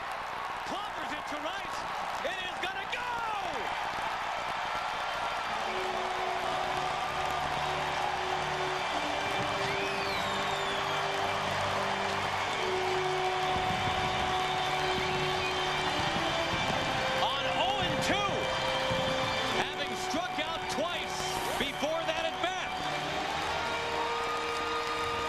The curveball before that might have given Affeldt a little feeling of false security. Abbott can't believe what's going on. But give Lance Nix some credit. He took a curveball for strike 2, and then Affeldt tried to throw him another curveball. Gets a little bit more of the plate, right down the middle of the plate. No balls, 2 strikes, curveball, Lance Nix against a left-handed pitcher. That'll certainly win you some points with your manager and your hitting instructor. Lefty against the lefty, and a tough left-hand pitcher, and Lance takes him deep. The Rangers surge into the lead. It almost seemed like Lance froze his approach there just for a millisecond. Once he realized it was going to be the curveball, it's like he hung back and then uncoiled. And he powers it out for a 2-out, 3-run home run on an 0-2 count.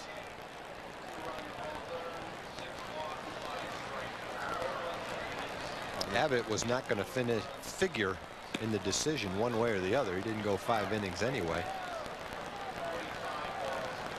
He still hasn't won a game at the big league level since April of last year. That was here in Arlington. Lifted with a 1-hitter. Spencer follows up. He drives it deep to left. Off the wall. churning towards second. A stand-up double for Spencer.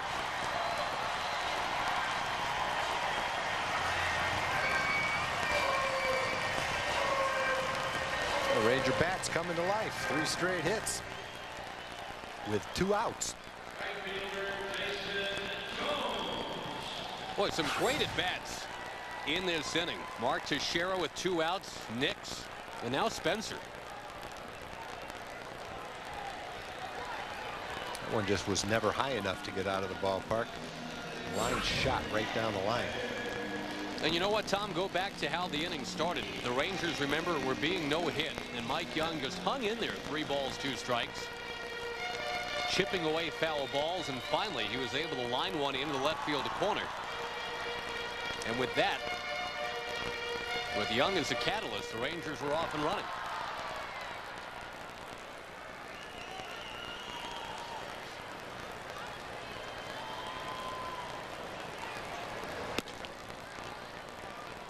Well, the other awesome thing about just this game in general, I would think, Tom, you know, a guy like Lance Nix, he didn't like the call on strike 2. In fact, he looked like he hated the call on strike 2. So how do you react? Well, you can tuck tail, you can give up the AB, or you say, all right, got to bear down here, 0-2. And he hit one out about 400 feet.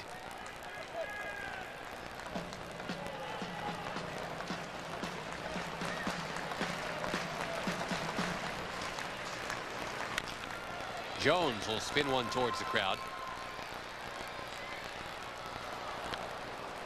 It's like that quote that we sometimes go back to from Troy Gloss. All it takes is one at bat to have a good night. Can strike out a couple times, heck, 3 times, 4 times. You hit a 3-run homer, you can strike out as much as you want.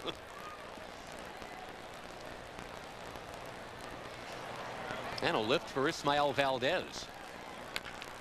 On the ground, backhanded by Aranda. Fine play to end the inning. But the lightning came off the bat of the Midland, Texas native Lance Nix. 4-3 Rangers. So, what do baseball people like about the exciting young Texas Rangers? My name is Logan, and my favorite thing about the Rangers is when the pitcher throws the ball and then the batter hits it and then he runs around the goal fast. We'll welcome your kids home to see our kids on Dollar Soft Drink Night. For tickets and more baseball people, visit TexasRangers.com. Ismael Valdez pitched 5 innings, and now he's going to turn it over to the bullpen now that he's got a 4-3 lead. Jeremy Offelt gave up the big home run to Lance Nix. And the Rangers lead the Royals 4-3. Here comes Ryan Drees back from the minor leagues. Rest assured he had better numbers than that at AAA. And this is Ryan's 3rd stint with the Rangers. His last one was just 1 outing. That was at Tampa Bay. Pitched 2 2/3 innings, gave up 9 hits and 7 runs. He's only with the Rangers that night, but he pitched pretty well at AAA. 8-6, had an ERA of about 4.5 in 20 starts. His last several starts were pretty good at Oklahoma. And Ryan trying to help Ismael Valdez get a win tonight. Ish leaves now with a 4-3 lead after 5 innings. And the story circulating regarding Drees down at AAA, Tom, is that he finally did get it in his head that trying to make a couple of mechanical adjustments might not be the worst thing in the world. Ryan, a very proud player, but it was drilled into him that, you know what, we got some good ideas too, and it could be a good idea if you listen to them. Ibanez flies to center field.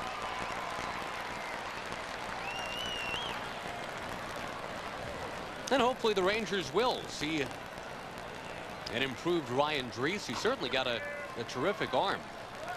He had great numbers in college.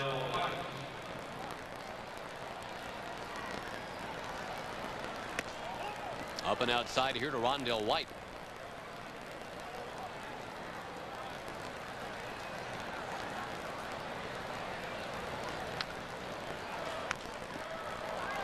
Rondell White doesn't get cheated on many swings, does he? steps into that one.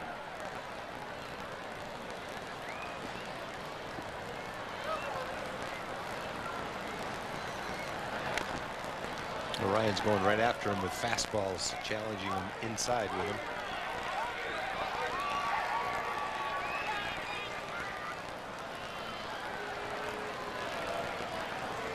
Trying to finish him off here, 1-2. Ooh, and he hit him.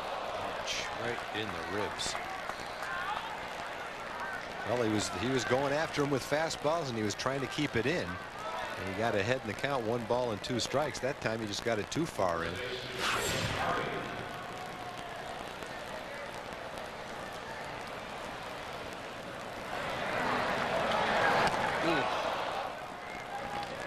It hurts just watching. Well, the tying man is on for the dangerous Ken Harvey, guy that had 2 home runs yesterday.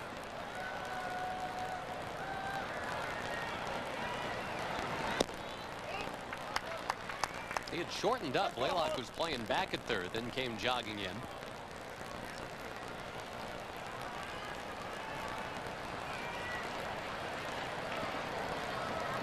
These Royals trying to stay with the Chicago White Sox, who now are trailing Boston, Tom, 2-1. Trot Nixon a home run after having the walk-off, not the walk-off, but the grand slam in the 9th inning yesterday.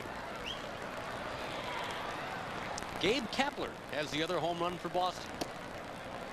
Someone emailed us wanting to know what a walk-off home run is. It's when you hit a home run and the game's over. It's the last pitch of the game and both teams walk off the field. Which is kind of a recently acquired baseball thing, really. Now it's a walk-off whenever the game ends. Obviously, it happens by the home team.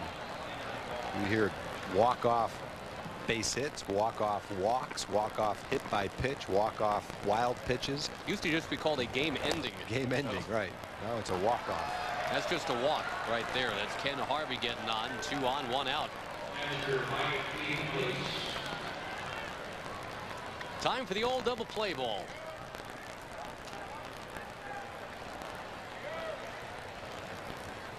Also, Tom, Minnesota leading Anaheim 12-4 now at the end of 6 innings. The Twins, the Royals, the White Sox all within 2 games of each other in the Central.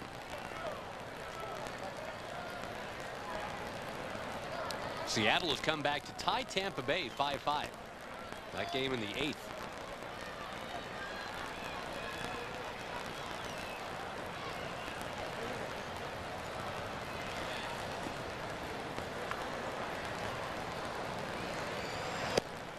Strike 1 to DeFelice. We talked earlier about the Royals' ability to hit with men in scoring position. 305 in that department.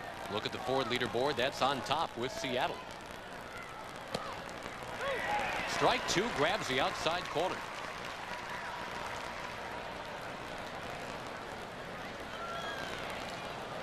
Well, for an example of walk-off, Tom, I'm going to go ahead and boldly predict that will not happen in Baltimore tonight. I think the A's will prevail in extras. They are 0-0 in the 10th. Wow. Barry Zito, no decision. There's that ground ball we ordered. 4-6-3. Double play to get out of the inning. The hit batsman a walk. But then the double play turned to keep it 4-3.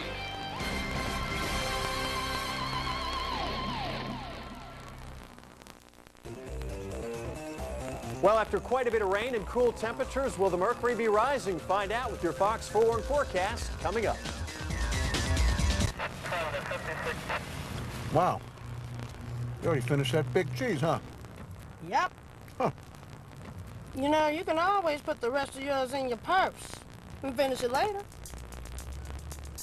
Get big taste in every bite of the Big Cheese, Sonic's biggest burger ever. 2 juicy patties and 3 slices of smoky cheddar cheese topped with crisp bacon and honey pepper sauce. The Big Cheese, only at Sonic. And right now, add a creamy hot fudge sundae for just 99 cents.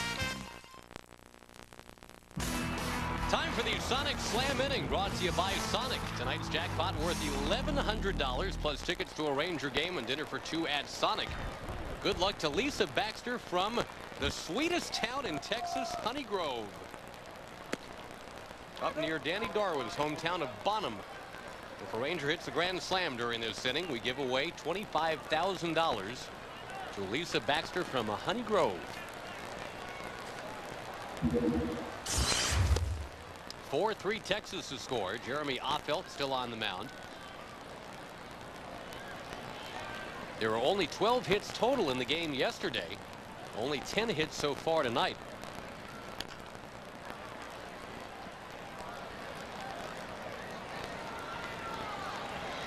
Rangers won the game 7-3 yesterday. And thanks to the Lance Nix home run, they lead 4-3 tonight.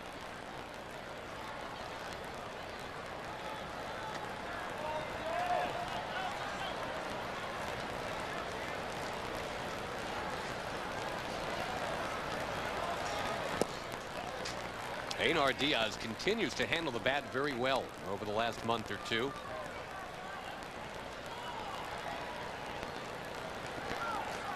Batting average in the mid-250s. A chopper near short. Baroa. That ball hit right on the edge of the grass where it meets the dirt. It never came up from Baroa, who was playing it on the hop, which it normally would take. But it didn't hit the grass. It didn't hit the dirt. It hit right on the edge and just rolled past him into left field. There's nothing Baroa could do. I know Tom Burns gets upset if we call it a bad hop. That was an unfortunate hop for Baroa because it never did come to him. There's no field in baseball that's not going to have the same thing happen unless it's all AstroTurf. That just hit in the exact spot where the fielder has no chance to catch it. I guess you've got a chance, but boy, you've got to have some incredible reflexes. Diaz now, Tom, the stat is he has struck out only 3 times in his last 67 at-bats. So he just continues to put bat on ball, and good things are starting to happen. Well, if you can put the ball in play, you've got a chance to get on base. That proves it right there.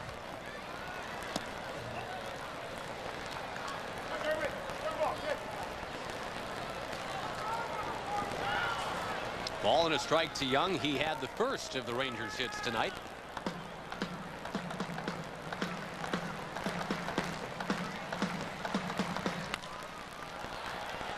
And again with Mike Young, 1 and 2 simply doesn't scare you.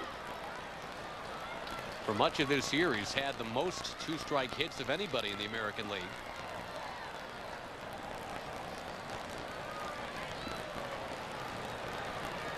I'm just full of random stats tonight. Keep them coming. 1-2 pitch. Swing it in and get it. And that'll do it. No 2-strike hit coming this time. Well, that's the curveball I felt was, I'm sure, trying to throw Lance Nix no balls and 2 strikes. Something to get you to swing at it that you just can't hit. Breaks sharply down and out of the strike zone. Instead, he threw him one above the knees. Lance hit it out of the ballpark. Well, here's another lefty coming up. Hank Blaylock trying to prove to his manager, yes, he can hit lefties.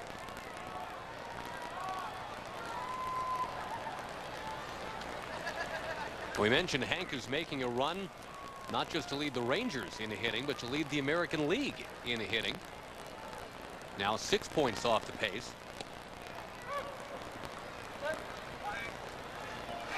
That's a tough race to handicap, too, you know. Ichiro is going to face some tough Oakland pitching down the stretch, and he faded, remember, last September. Bill Miller has been plummeting in that department of Boston. So maybe Hank's got a shot, and if he keeps hitting lefties like this, like against Darryl May, maybe Hank Blaylock at the tender age of 22 wins himself a batting crown.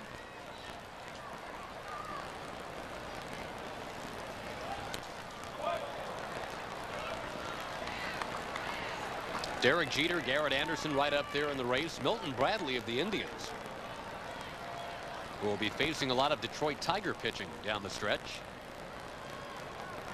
but also some Minnesota. Also some Chicago White Sox.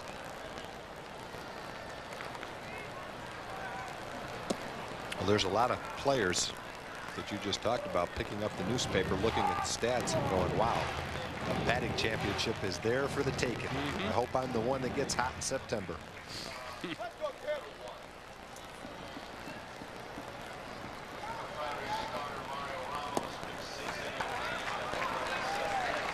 Hank Blaylock works it to 3-2. Another full count. And another visit to the mound. Boy, the Royals don't mess around getting either the pitching coach or the manager out there in kind of some odd counts, you know. I mean, normally you see a pitching coach go out there in between batters. Here it's 3-2.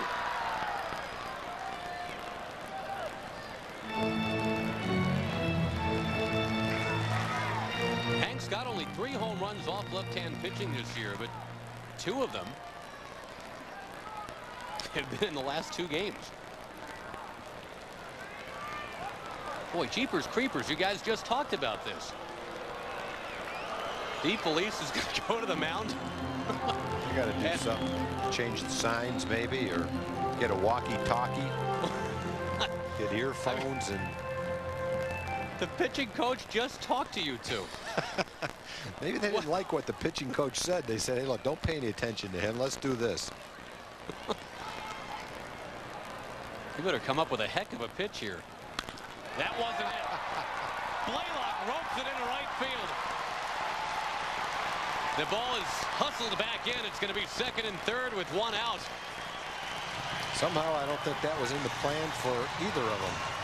Another hit off a lefty for Blaylock. He rallied in that at bat.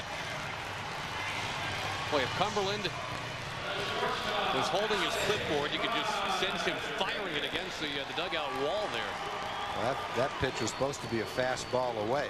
Instead, it was a fastball in, and that's not a real good spot. If you want to get Hank Blaylock out, I don't care if you're left-handed or right-handed. He's going to hit that ball and hit it hard, which he just did. Here comes another walk for Alex Rodriguez, and these are piling up for Alex on this homestand. Well, Alex's on-base percentage was .401 coming into the game. He got it over 40%. He's been inching up to that number over the last couple of weeks. Finally got to it. Now he's been on base 3 out of 4 times tonight. So it'll be 3 walks tonight. There were 2 walks yesterday. And 2 walks in his last 2 plate appearances on Sunday. They want to go lefty-lefty. But do they not know, Tom? Do they not know that Rafael Palmeiro leads the major leagues with home runs hit against left-hand pitching this year? 15 of his 32. Well, just pick your poison right there, because if you pitch to Alex, pretty obvious what you have to deal with, and now you have to pick to Rafi. So it's just a matter of going lefty-lefty and hope that Affeldt can make some good pitches and get Rafi out. And he did do that last time. Got Rafi to fly to center. But in a 4-3 game, a fly ball to center field, that's fine right here. Cash in that run from third. Make it 5-3. Strokes. One run in. 2 runs in. A-Rod held at third. Rafi has done it.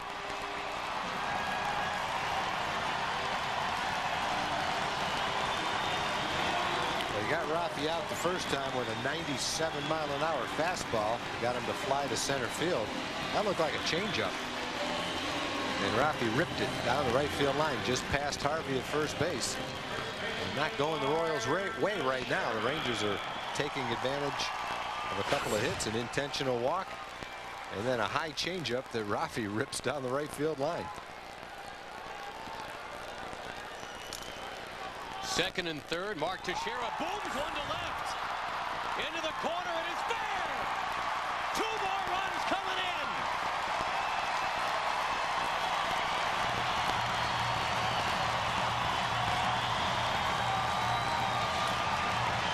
Two pitches, 2 doubles to 2 different corners of the ballpark. That's going to be it for Jeremy Offelt.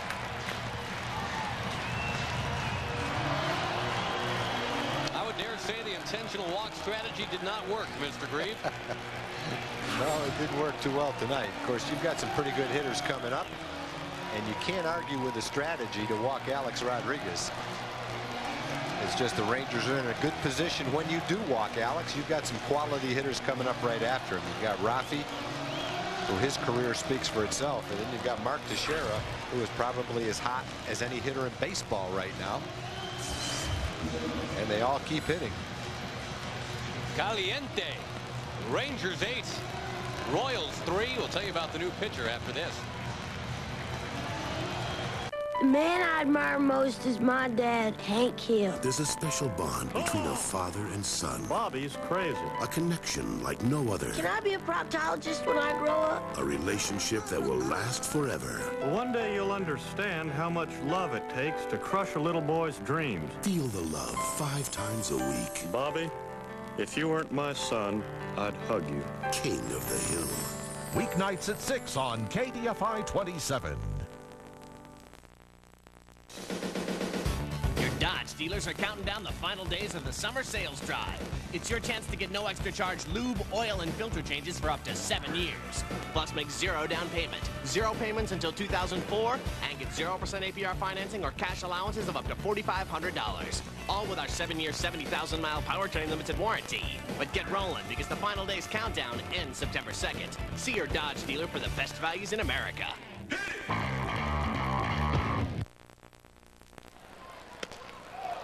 Lance Nix takes a mighty cut. Comes up empty. He's down 0-1. But looky here. The Rangers with 4 in the 5th and 4 in the 6th. 8-3 the score, and one-time Ranger Al Levine coming on. This was a no-hitter for Kansas City into the 5th inning. Nix a ground ball to short, misplayed. 2 on and still just 1 out. The Rangers had 1 hit off Paul Abbott in 4 1/3 innings. They had 7 off Jeremy Offelt in 2/3 of an inning. Wow. So the bats have come alive. Looks like that ball might have had some spin on it, the way it bounces up, hits off the glove, and then hits off Baroa's hand. That'll be the second Royals error of the night. Here are the numbers on Al Levine in the American League this season. Yeah, Levine was a good pickup for Kansas City. Came over from Tampa Bay. Had a 2.90 ERA for Tampa Bay. Al's been a valuable guy, most notably with Anaheim. He's started, he's saved games, he's pitched in long relief, setup role, you name it. He's capable.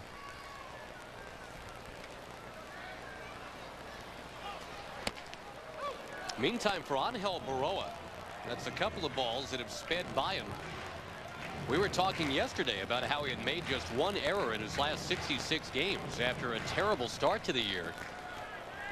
But now he's just made his 21st overall, his 2nd in his last, what, 67 games. Yeah, he's going to be he is an outstanding player already in his rookie season. He's got great hands, quick release, strong arm, and he's a solid hitter too. You have to like a lot of things you see about him. Now, considering he hit .215 at AAA last year, this is quite a season. Rookie of the Year possibility. .288 his average in the majors.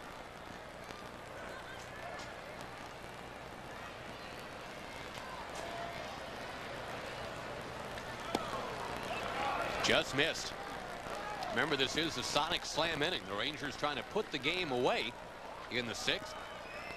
Trying to win somebody $1,100.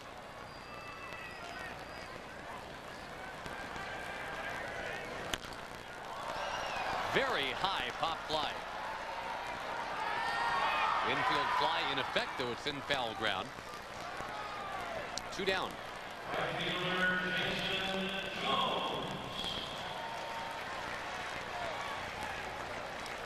Whew, another strange game here, but you can't quarrel with the results. 8-3 Texas right now. Ismael Valdez went the required 5 innings. He's on line for the victory.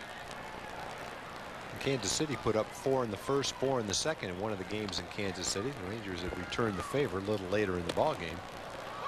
And he talked about how Kansas City had the Rangers number over quite a long period of time, but looks like the worm might be turning a little bit.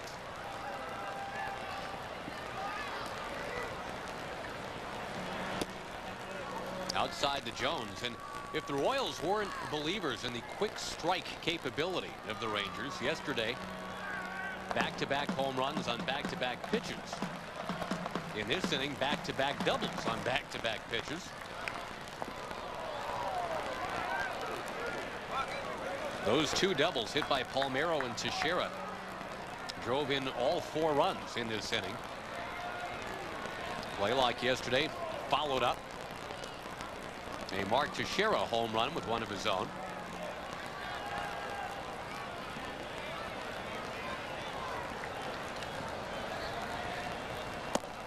The 6th inning started on that ball that Diaz hit with 2 strikes. Just a high chopper was going to be an easy play for Burrow, but it hit right on the edge of the grass and the dirt, skipped right by him for a base hit.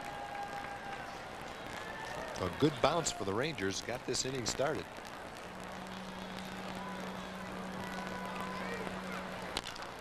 Burrow will get to try it again. Guns it to first, but the Rangers bat around in the 6th inning. They score 4 times, and they lead by 5.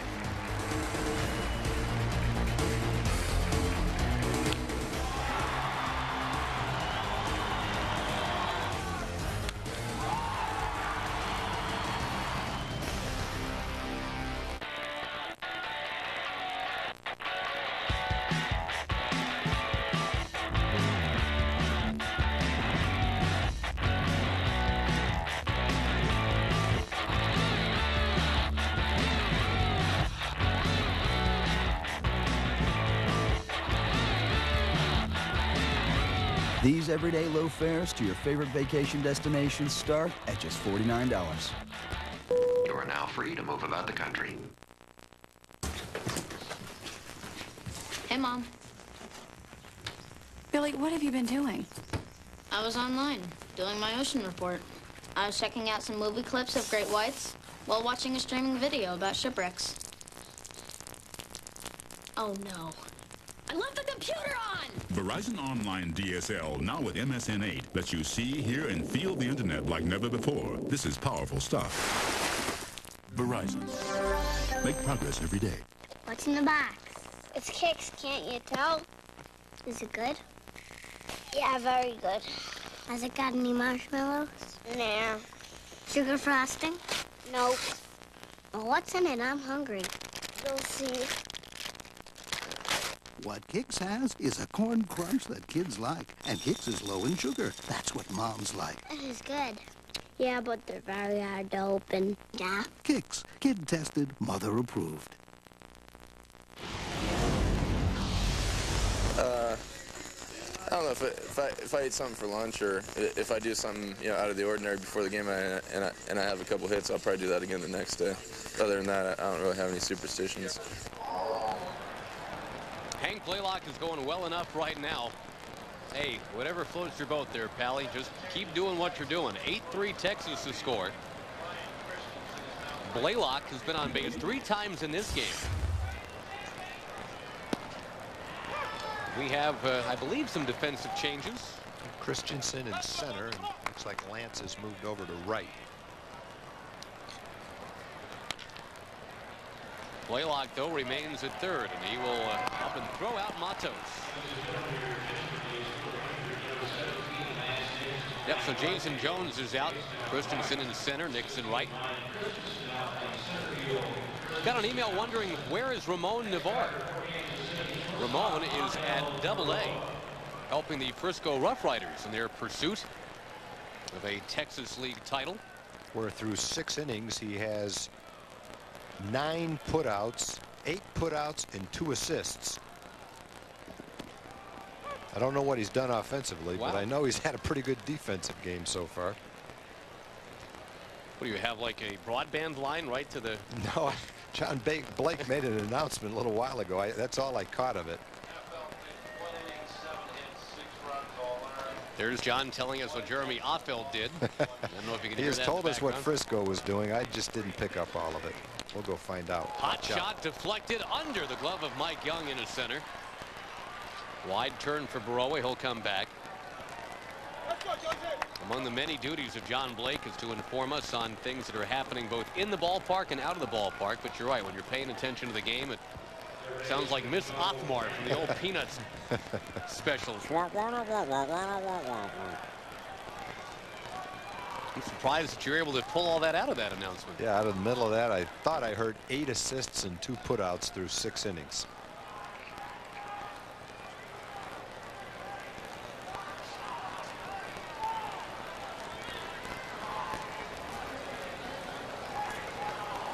But if he's hit 5 home runs or rescued someone from a burning building, we will have to find that out subsequently. That we do not know. We will find out, though. I think John Nelson has gone on a mission to find out for us. John rarely fails on these missions. Hey, John's the best. He is the voice of high school sports in Arlington. And another fine year it shall be for the Arlington high schoolers. As well as the radio voice of the Fort Worth Cats. Their season just ended with a playoff loss. Good season for the Cats, though. Yep, they kept packing them in. Fly ball, shallow center. Christensen on the march, but it's Young going back. He'll make the play. But think about all the possibilities you've got in our area now to enjoy a ball game. In Fort Worth, in Frisco, obviously here at the ballpark in Arlington. And the attendance numbers continue to be very good. Yep, you can see great sports at TCU, you name it. Football, baseball, basketball, all the incredible high school sports in the Metroplex. I won't even begin to say where you can see those. You just go anywhere and you're going to see great football, tremendous basketball, baseball played as well as it's played anywhere in the country. So whatever your tastes are, you can find it here, that's for sure. By the way, Frisco 2, Wichita 1 in the 7th is the score in the first game in a best-of-5. Mission accomplished. Foul ball by Sweeney.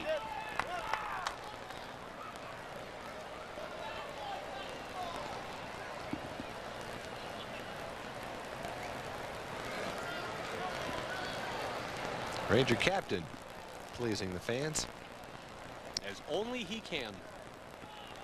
That is a he, right? It's a Palomino, I know that. 2-1 the count to Sweeney.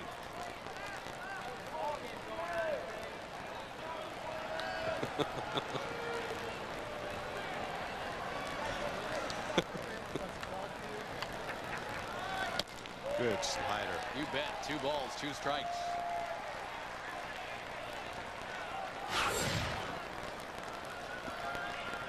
Right on the outside corner. Dries trying to get the Rangers to the stretch with his 8-3 lead intact.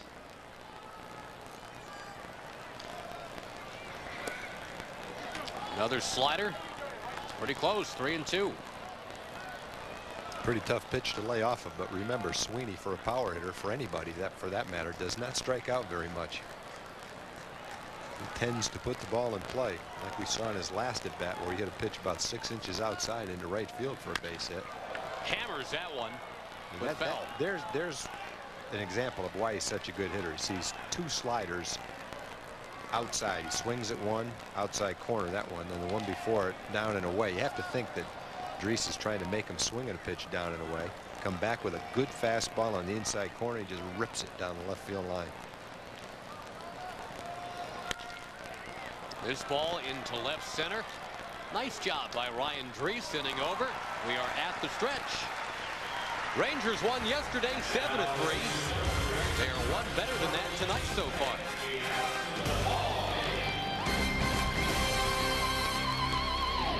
Zulu as Kono. Cam Fong as Jin Ho. Why did these guys change their names anyway? Find out on Hawaii 5-0 weeknights at 8 on KDFI 27. Don't miss Matlock weeknights at 7 on KDFI 27. Rangers by 5 as we get to the bottom of the 7th. And folks, the Rangers family pack, a great value. You get 4 tickets, 4 hot dogs, 4 soft drinks for one low price. You have a choice of 3 seating options starting at just $12.25 a person. Call 817-273-5100 or visit TexasRangers.com. Now the fans enjoying it here tonight. Temperature in the 70s, clear skies, and a big Ranger lead. Einar Diaz takes a strike. The carnage began with Einar in the 6th inning, an infield single. Down here though, 0-2 to Al Levine.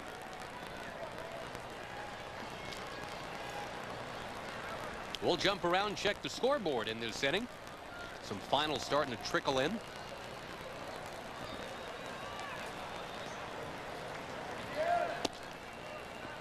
We mentioned Cleveland lost to Detroit 8-6. 1, 2, 3, 4, 5, 6 home runs in that game total. Dimitri Young, number 28. And that Jody Garrett having a fine rookie season. Home run number 19.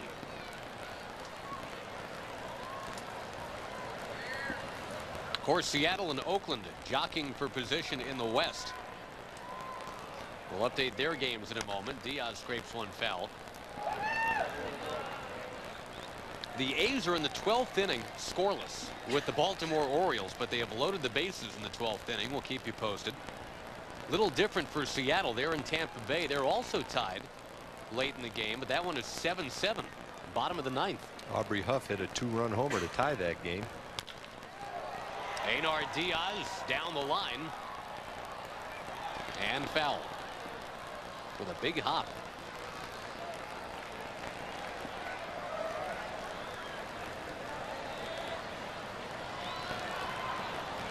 Minnesota leading Anaheim at 12-6 now in the 8th inning.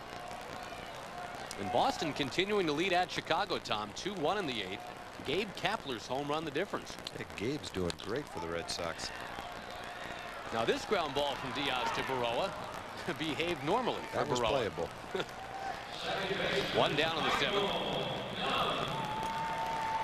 All right, now to the National League, where the wild card is absolutely wide open. Especially now that the Phillies have won their game 5-3. That over the Expos, who are now plummeting. Pittsburgh over Florida 3-2. So there's a tie again in the wild card. The Phillies and the Fish.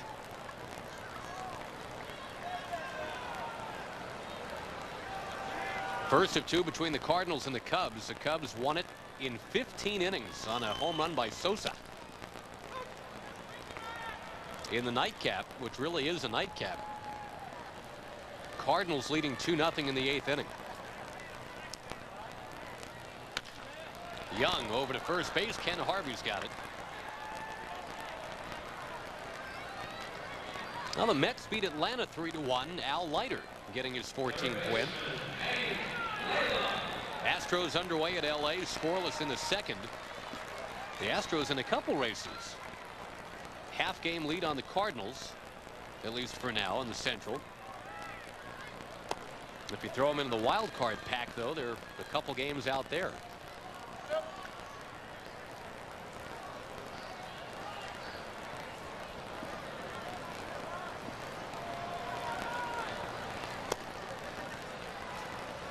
On appeal, no swing. 2 balls, no strikes to Blaylock. On base 3 times in this game. Same story for the man on deck, Mr. Rodriguez.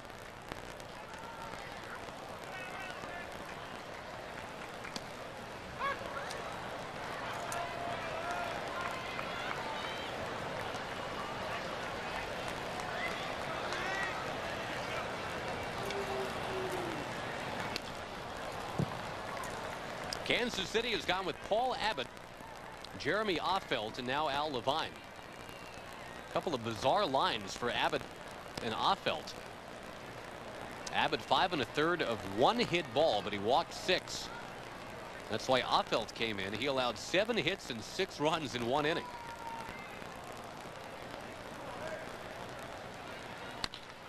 On the ground, first base, Ken Harvey will take it to the bag, and that'll do it. The Rangers do not score in the 7th.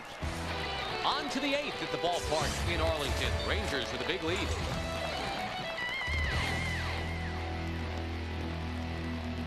That chicken from Popeyes. You're gonna love Popeyes' authentic New Orleans style menu. World famous chicken, chicken strips, and America's favorite red beans and rice. You'll also love Popeyes' new chicken po' boy sandwich with a medium drink for only $2.99. All white meat chicken strips, classic mild or spicy, with lettuce and pickles on warm French bread. Get Popeyes chicken po' boy sandwich and a medium drink for $2.99. Or get a 10-piece box of Popeyes classic mild or spicy for only $7.99. Chevy Silverado, the truck that won Car and Driver's Best Pickup 3 years in a row. The truck with a better resale value than both Ford and Dodge. The truck that comes with 0% APR financing for 60 months or $3,500 total cash back. Chevy Silverado, the only truck for Texans and the only truck for you. See your Texas Chevy dealer. This B2 fashion model is trying on the latest in haute couture. Not really. It's actually Michael Young and Mark Teixeira stepping into their favorite Texas Rangers apparel. It's as if they'd spent the day at the majestic Grand Slam shop at the ballpark. Maybe they found a new favorite cap, or the perfect Hawaiian shirts, or maybe the new logo t-shirts like the cool kids wear. And they didn't have to visit between at-bats. The majestic Grand Slam shop is open 7 days a week at the ballpark in Arlington. Texas Ranger Baseball brought to you by Chevrolet and your Texas Chevy dealer, Chevy Driving Texas.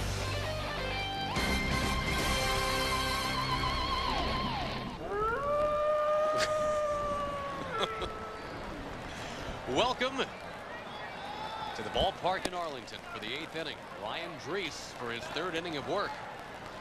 Carlos Beltran will be followed by Ibanez and White.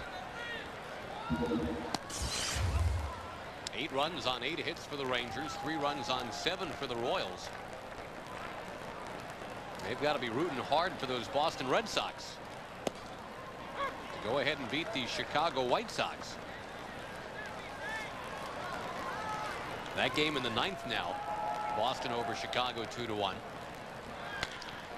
Ground ball backing up on an A-Rod. Boy, he loves doing that.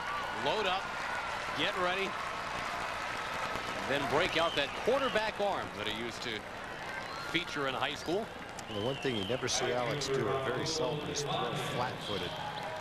For a big kid, he's got quick feet, and he likes to catch the ball and then shuffle his feet, moving toward first base when he throws. He looks like a guy 5'10" and 165 pounds the way he does that. Alex was one of the top 3 quarterbacks in the state of Florida as a high school senior. He was offered many scholarships. Baseball obviously too, but being the #1 pick in the draft overall by the Mariners, this has all worked out okay. Ball and a strike to Ibanez. He used to be with Alex in Seattle.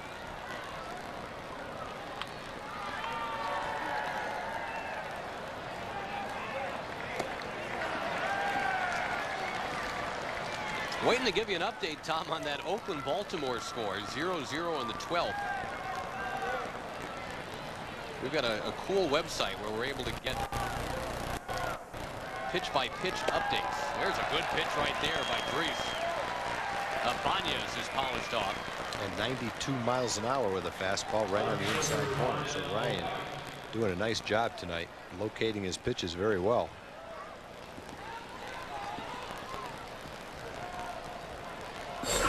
Well, in Baltimore, Tom, with the bases loaded, a 13-pitch at bat is underway between Jorge Julio and Mark Ellis.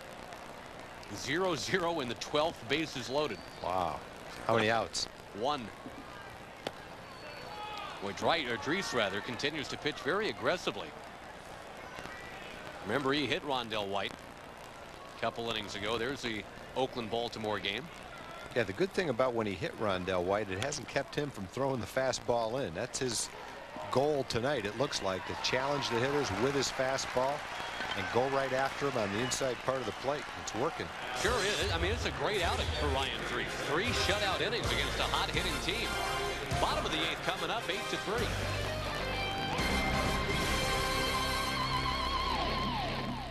The 2003 Lincoln Town Car was ranked the most appealing mid-luxury car by J.D. Power & Associates, and this is our reward. This is your reward. Driving the best handling town car ever. The only car in its class to receive 5 stars in all 5 government safety categories. But the best reward of all is getting 0% financing for 5 years or up to $6,500 cash back on Town Car. There are those who travel and those who travel well. See your Texas Lincoln dealer today. Weekday afternoon starting at 4. How is that? Go with your bad self. It's twice the comedy and twice the fun. Yeah, baby. With the Harvey Hughley House Party on KDFI 27. It's all good. Word to your mama. Everybody step back. I am keeping it real for my peeps. That's grown-up fun. You got it. Weekday afternoon starting at 4 on KDFI 27. That's it. That's it.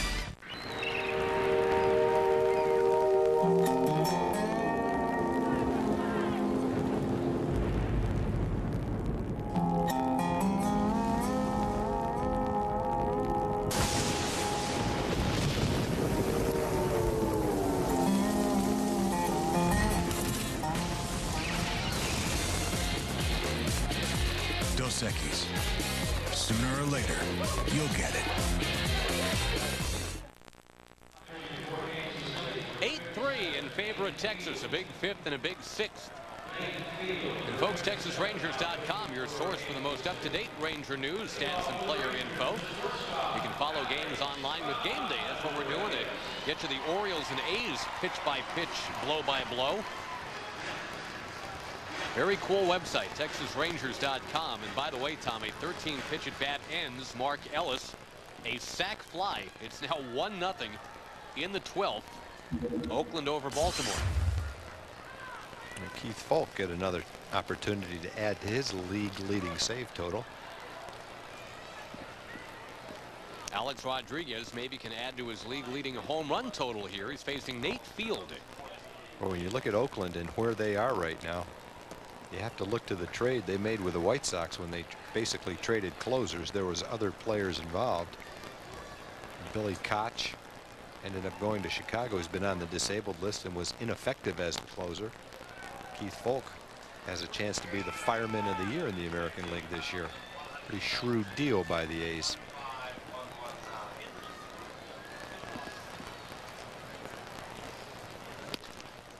Strike 2.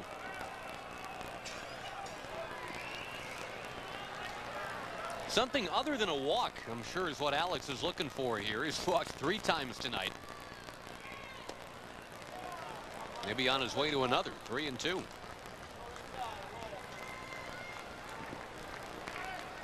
One of the walks intentional tonight.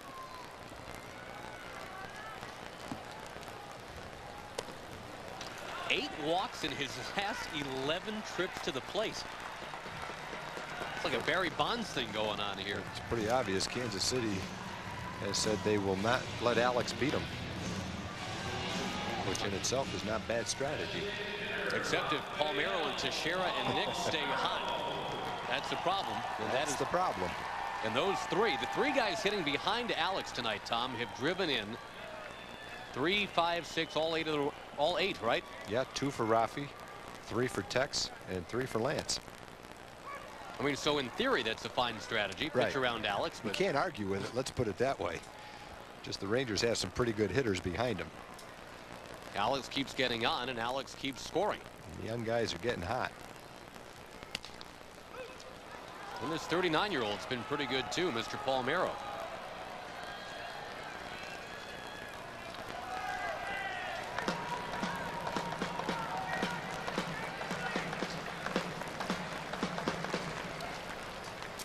Yeah, you'd love to see Rafi hit 6 more home runs to keep that streak alive. Consecutive years hitting 38 or more home runs. He has 32 right now to go along with 96 RBIs.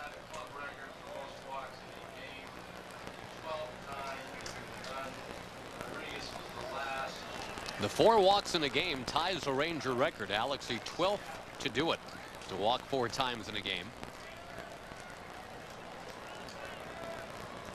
It's almost like when, I think it was the Reds to Andre Dawson, the year that Andre Dawson was going off for the Cubs, walked him intentionally 5 times in 1 game. Wow. Rafi down on strikes, didn't like the call. 1 out, 8th inning.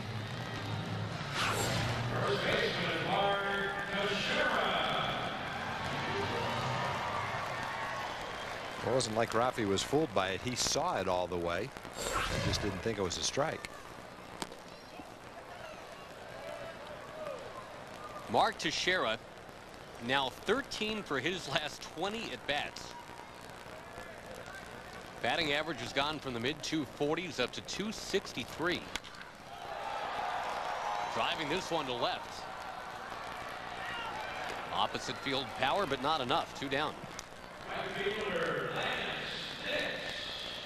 And if you want to pinpoint one hero tonight, maybe it's the man coming to the plate right now, Tom. Lance Nix, with the Rangers trailing. Found himself down in the count 0-2 with 2 out. Remember that second pitch, he really felt, just to watching his body language, I mean, he disagreed with that call. He thought it should have been 1-1. But on 0-2, he just smoked one out of here. That's why the Rangers took the lead.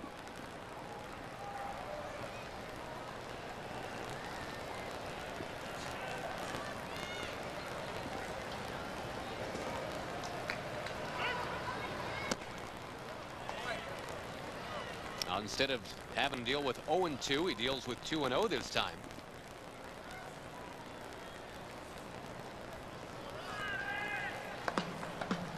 Very solid numbers for Lance Nix since coming up. Started slowly, but he's right there now with the rest of these guys. Towering pop-up. Randa and Baroa discuss. One-hand catch for Baroa off to the side. Rangers don't score. They just need 3 outs, though, and take another one from Kansas City.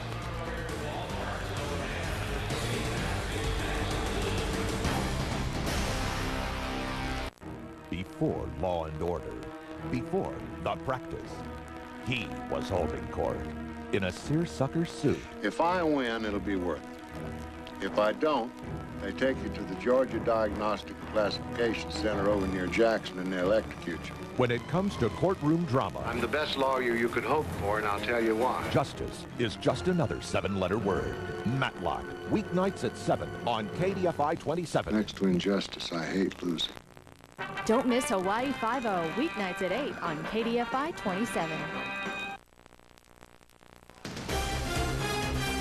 Texas Ranger Baseball has been brought to you by Southwest Airlines. More than 2,700 nonstop daily flights to 59 destinations all across the country.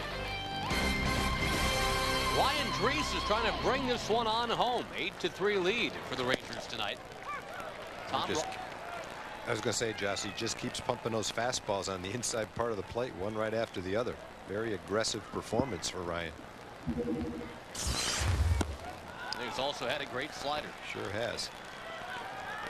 And if he finishes this inning, he'll get a 4-inning save. It'll be the first save of his professional career, as a matter of fact. Well, there's no one warming up in the bullpen, so it's his game to save. It would be, yeah, you're right, a 4-inning save. Valdez went 5 innings, just long enough to sneak off with the lead. It would be Ish's first win as a daddy. A very busy week for Ish.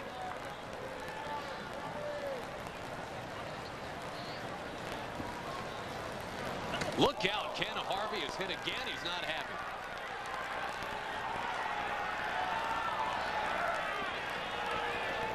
Rondell White had been hit by Drees earlier tonight. That's the second time that Harvey has been hit by a Ranger this season. Well, he continued to try to throw the fastball in. That one just got away from him, obviously.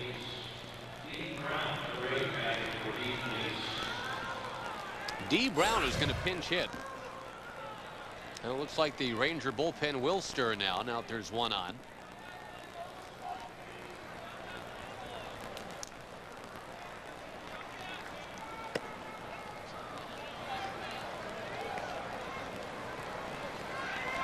Same two teams tomorrow, don't forget. 7:05 start.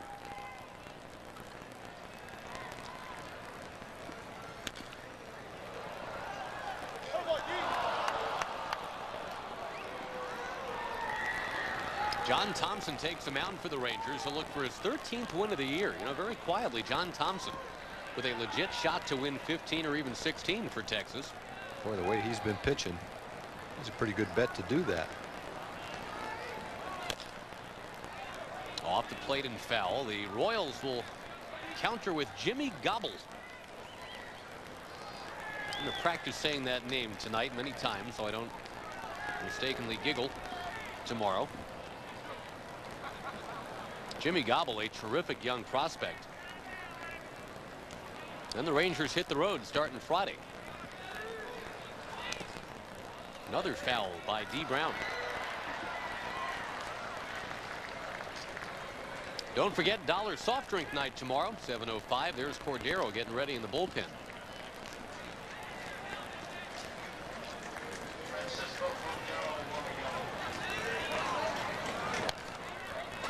Yet another foul. And Tom looking good for the A's over the O's. It's 2-0 in the 12th. Baltimore batting in the bottom of the inning. Seattle and Tampa Bay head to extra innings, tied 7-7. Devil Rays had 2 on, nobody out in the bottom of the 9th, could not score.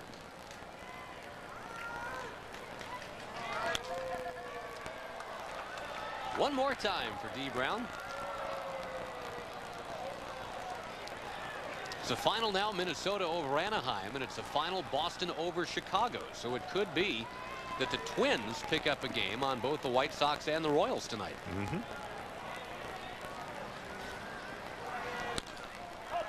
Oh, another foul.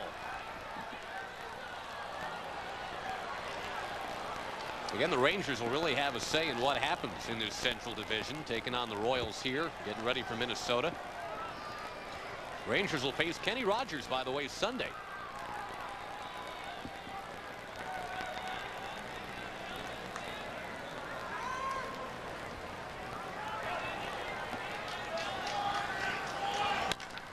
That one's put in play. That's a great at bat off the bench by D. Brown. One foul after another. Then he finally lined one into center. And we'll see another pinch hitter, Jared Patterson, just up from AAA. He's a guy that's been in the big leagues with the Diamondbacks and the Tigers. Pretty good contact hitter with occasional pop. 18 home runs at Omaha. In for Julius Matos.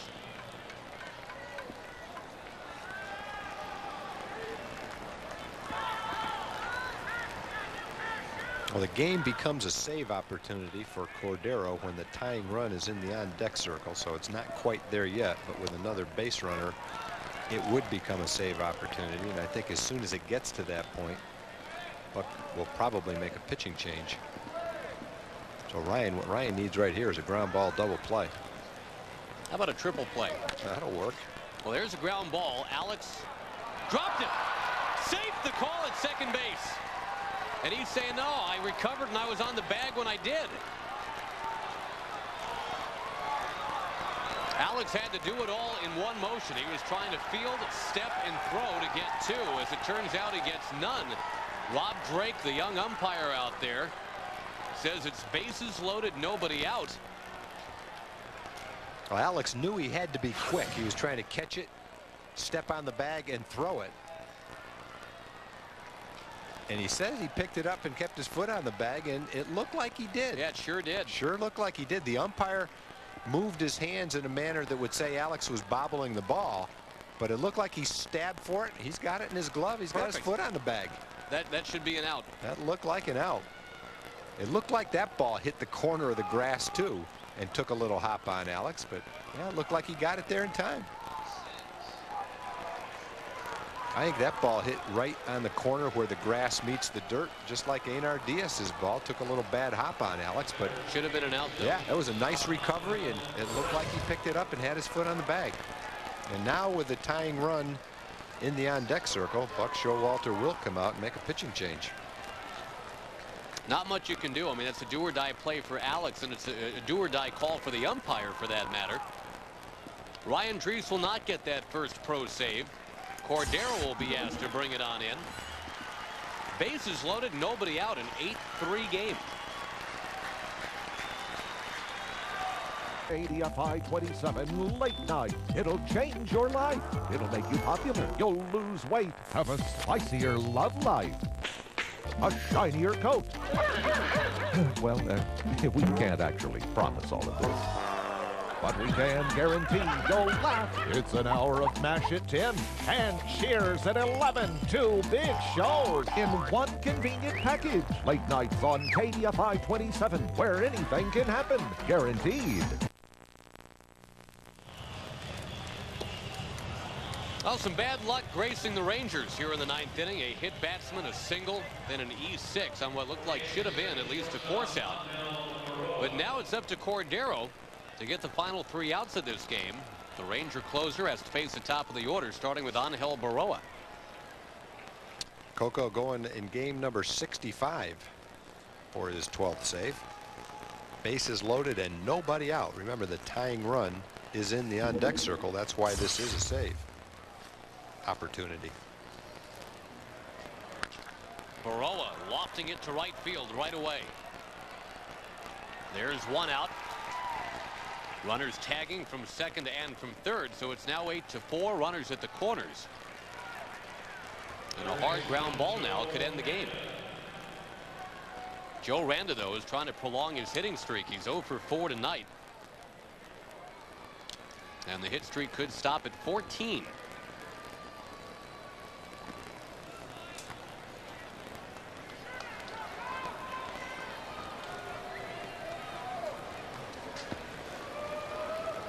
Rangers with 4 runs in the 5th and 4 more in the 6th, and that's been it tonight. They bunched pretty much all their hits together in those 2 innings. In fact, that's it entirely. 4 runs on 4 hits in the 5th, 4 runs on 4 hits in the 6th. Nothing else tonight. Up and into Randa, 1-1.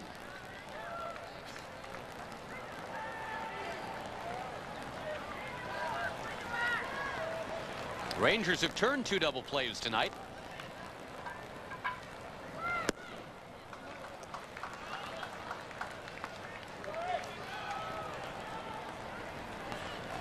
And again, a 7:05 game tomorrow. John Thompson trying to keep that mojo going for him. He's been terrific. He has not lost his mojo. No. JT's been just great over the last month or so. Month and a half, really.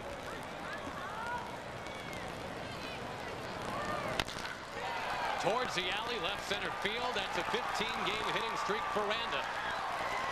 1 run is in. And they hold the man at third. Probably a wise call by John Miserock. The Rangers were ready to gun him at home plate. Kansas City back to within 8-5, and Mike Sweeney is coming up. Boy, Joe Randa off Francisco Cordero. Remember, had a big home run in Kansas City last week, and now he's got himself a big double. Well, he hit the slider off Francisco for the home run, and he hit a pretty good fastball for a double into the gap. So all you can say is Randa's seeing the ball pretty good right now, and he's hitting everybody. Sweeney and Cordero have a pretty active recent history. We'll show you that in just a moment. Here's Cordero dealing and getting a strike.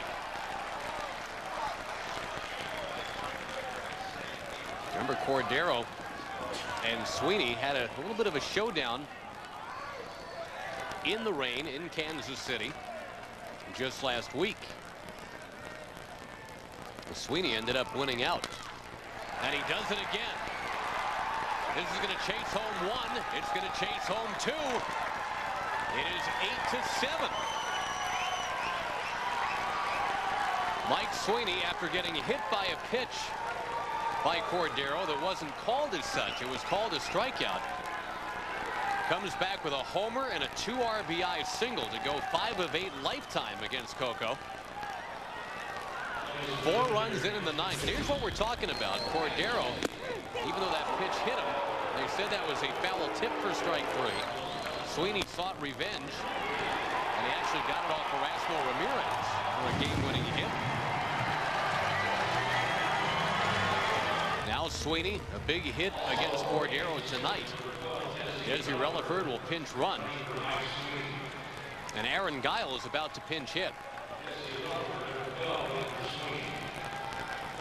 And remember, there's only 1 out, too. You really want that double play. That's a 4 RBI night for Mike Sweeney. And here's another Ranger killer, Carlos Beltran. Now that's Guile pinch hitting. Oh, check that. Guile for Beltran. Yeah. There must be something physically wrong with Beltran, or he would not be hitting right here. Yeah, I mean, just automatically looking at the scorebook, I'm thinking, all right, it's got to be Beltran. Forgotten that we had announced Guile as a pinch hitter.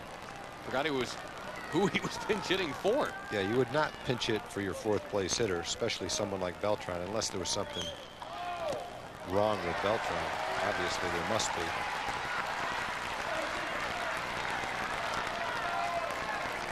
At least it would appear that way. Better not say obviously, because you never know what the situation is.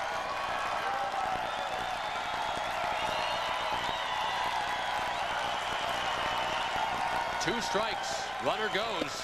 Outside, the throw down there is going to be not in time. The tying man in scoring position, and that's big.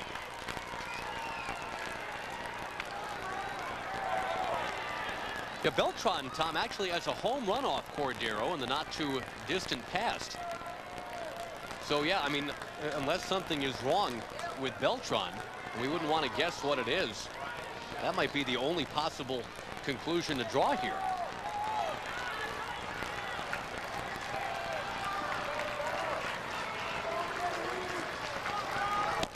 He got him. Boy, he got him with a good slider too. Threw it right in on his fist. Big strikeout for Coco. Perfect pitch, right where he wanted it. Breaking down and in. Not much you can do with that. If you make contact with it, you're probably going to pull it foul anyway. Raul Ibanez will come up next. And Alex Rodriguez, who knows Ibanez very well from their days together in Seattle, in with a quick word for Coco.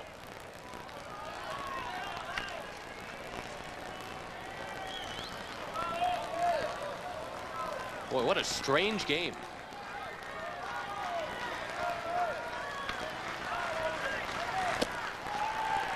The Rangers had a pair of 4-run innings. The Royals now have a 4-run inning of their own. Schaus and Ray Garcia in the bullpen for Texas.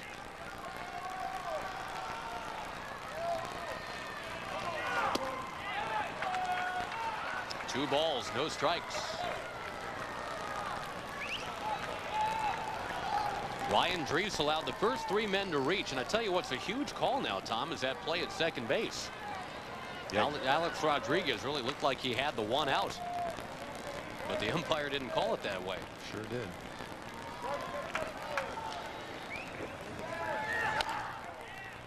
There's a strike on the slider, 2-1.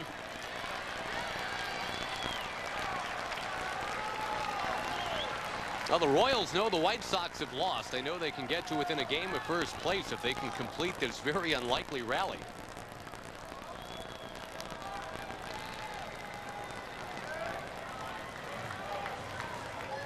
Great speed off second base. That's a tying run. Big cut. No sail. 99 miles an hour. Coco reached back for a little extra on that one. He's going for it right here. High fastball. Good swing by Ibanez, but he couldn't quite catch up with it. Give him the queso again, Coco.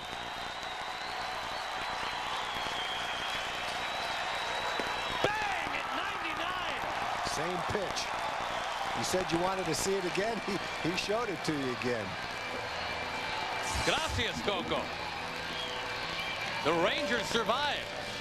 A pair of 99-mile-an-hour heaters to Ibanez, and it was good night, nurse.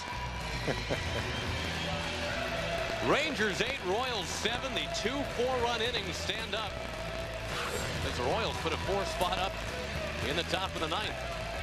Well, that's a pretty tough pitch to hit right there. It's a tough pitch to take with a high strike zone being called. Probably is a strike right at the top of the strike zone. But Ibanez had the challenge of hitting 2 99-mile-an-hour fastballs, and that time Coco won the challenge. And he gets the save. Ismael Valdez does end up with a win.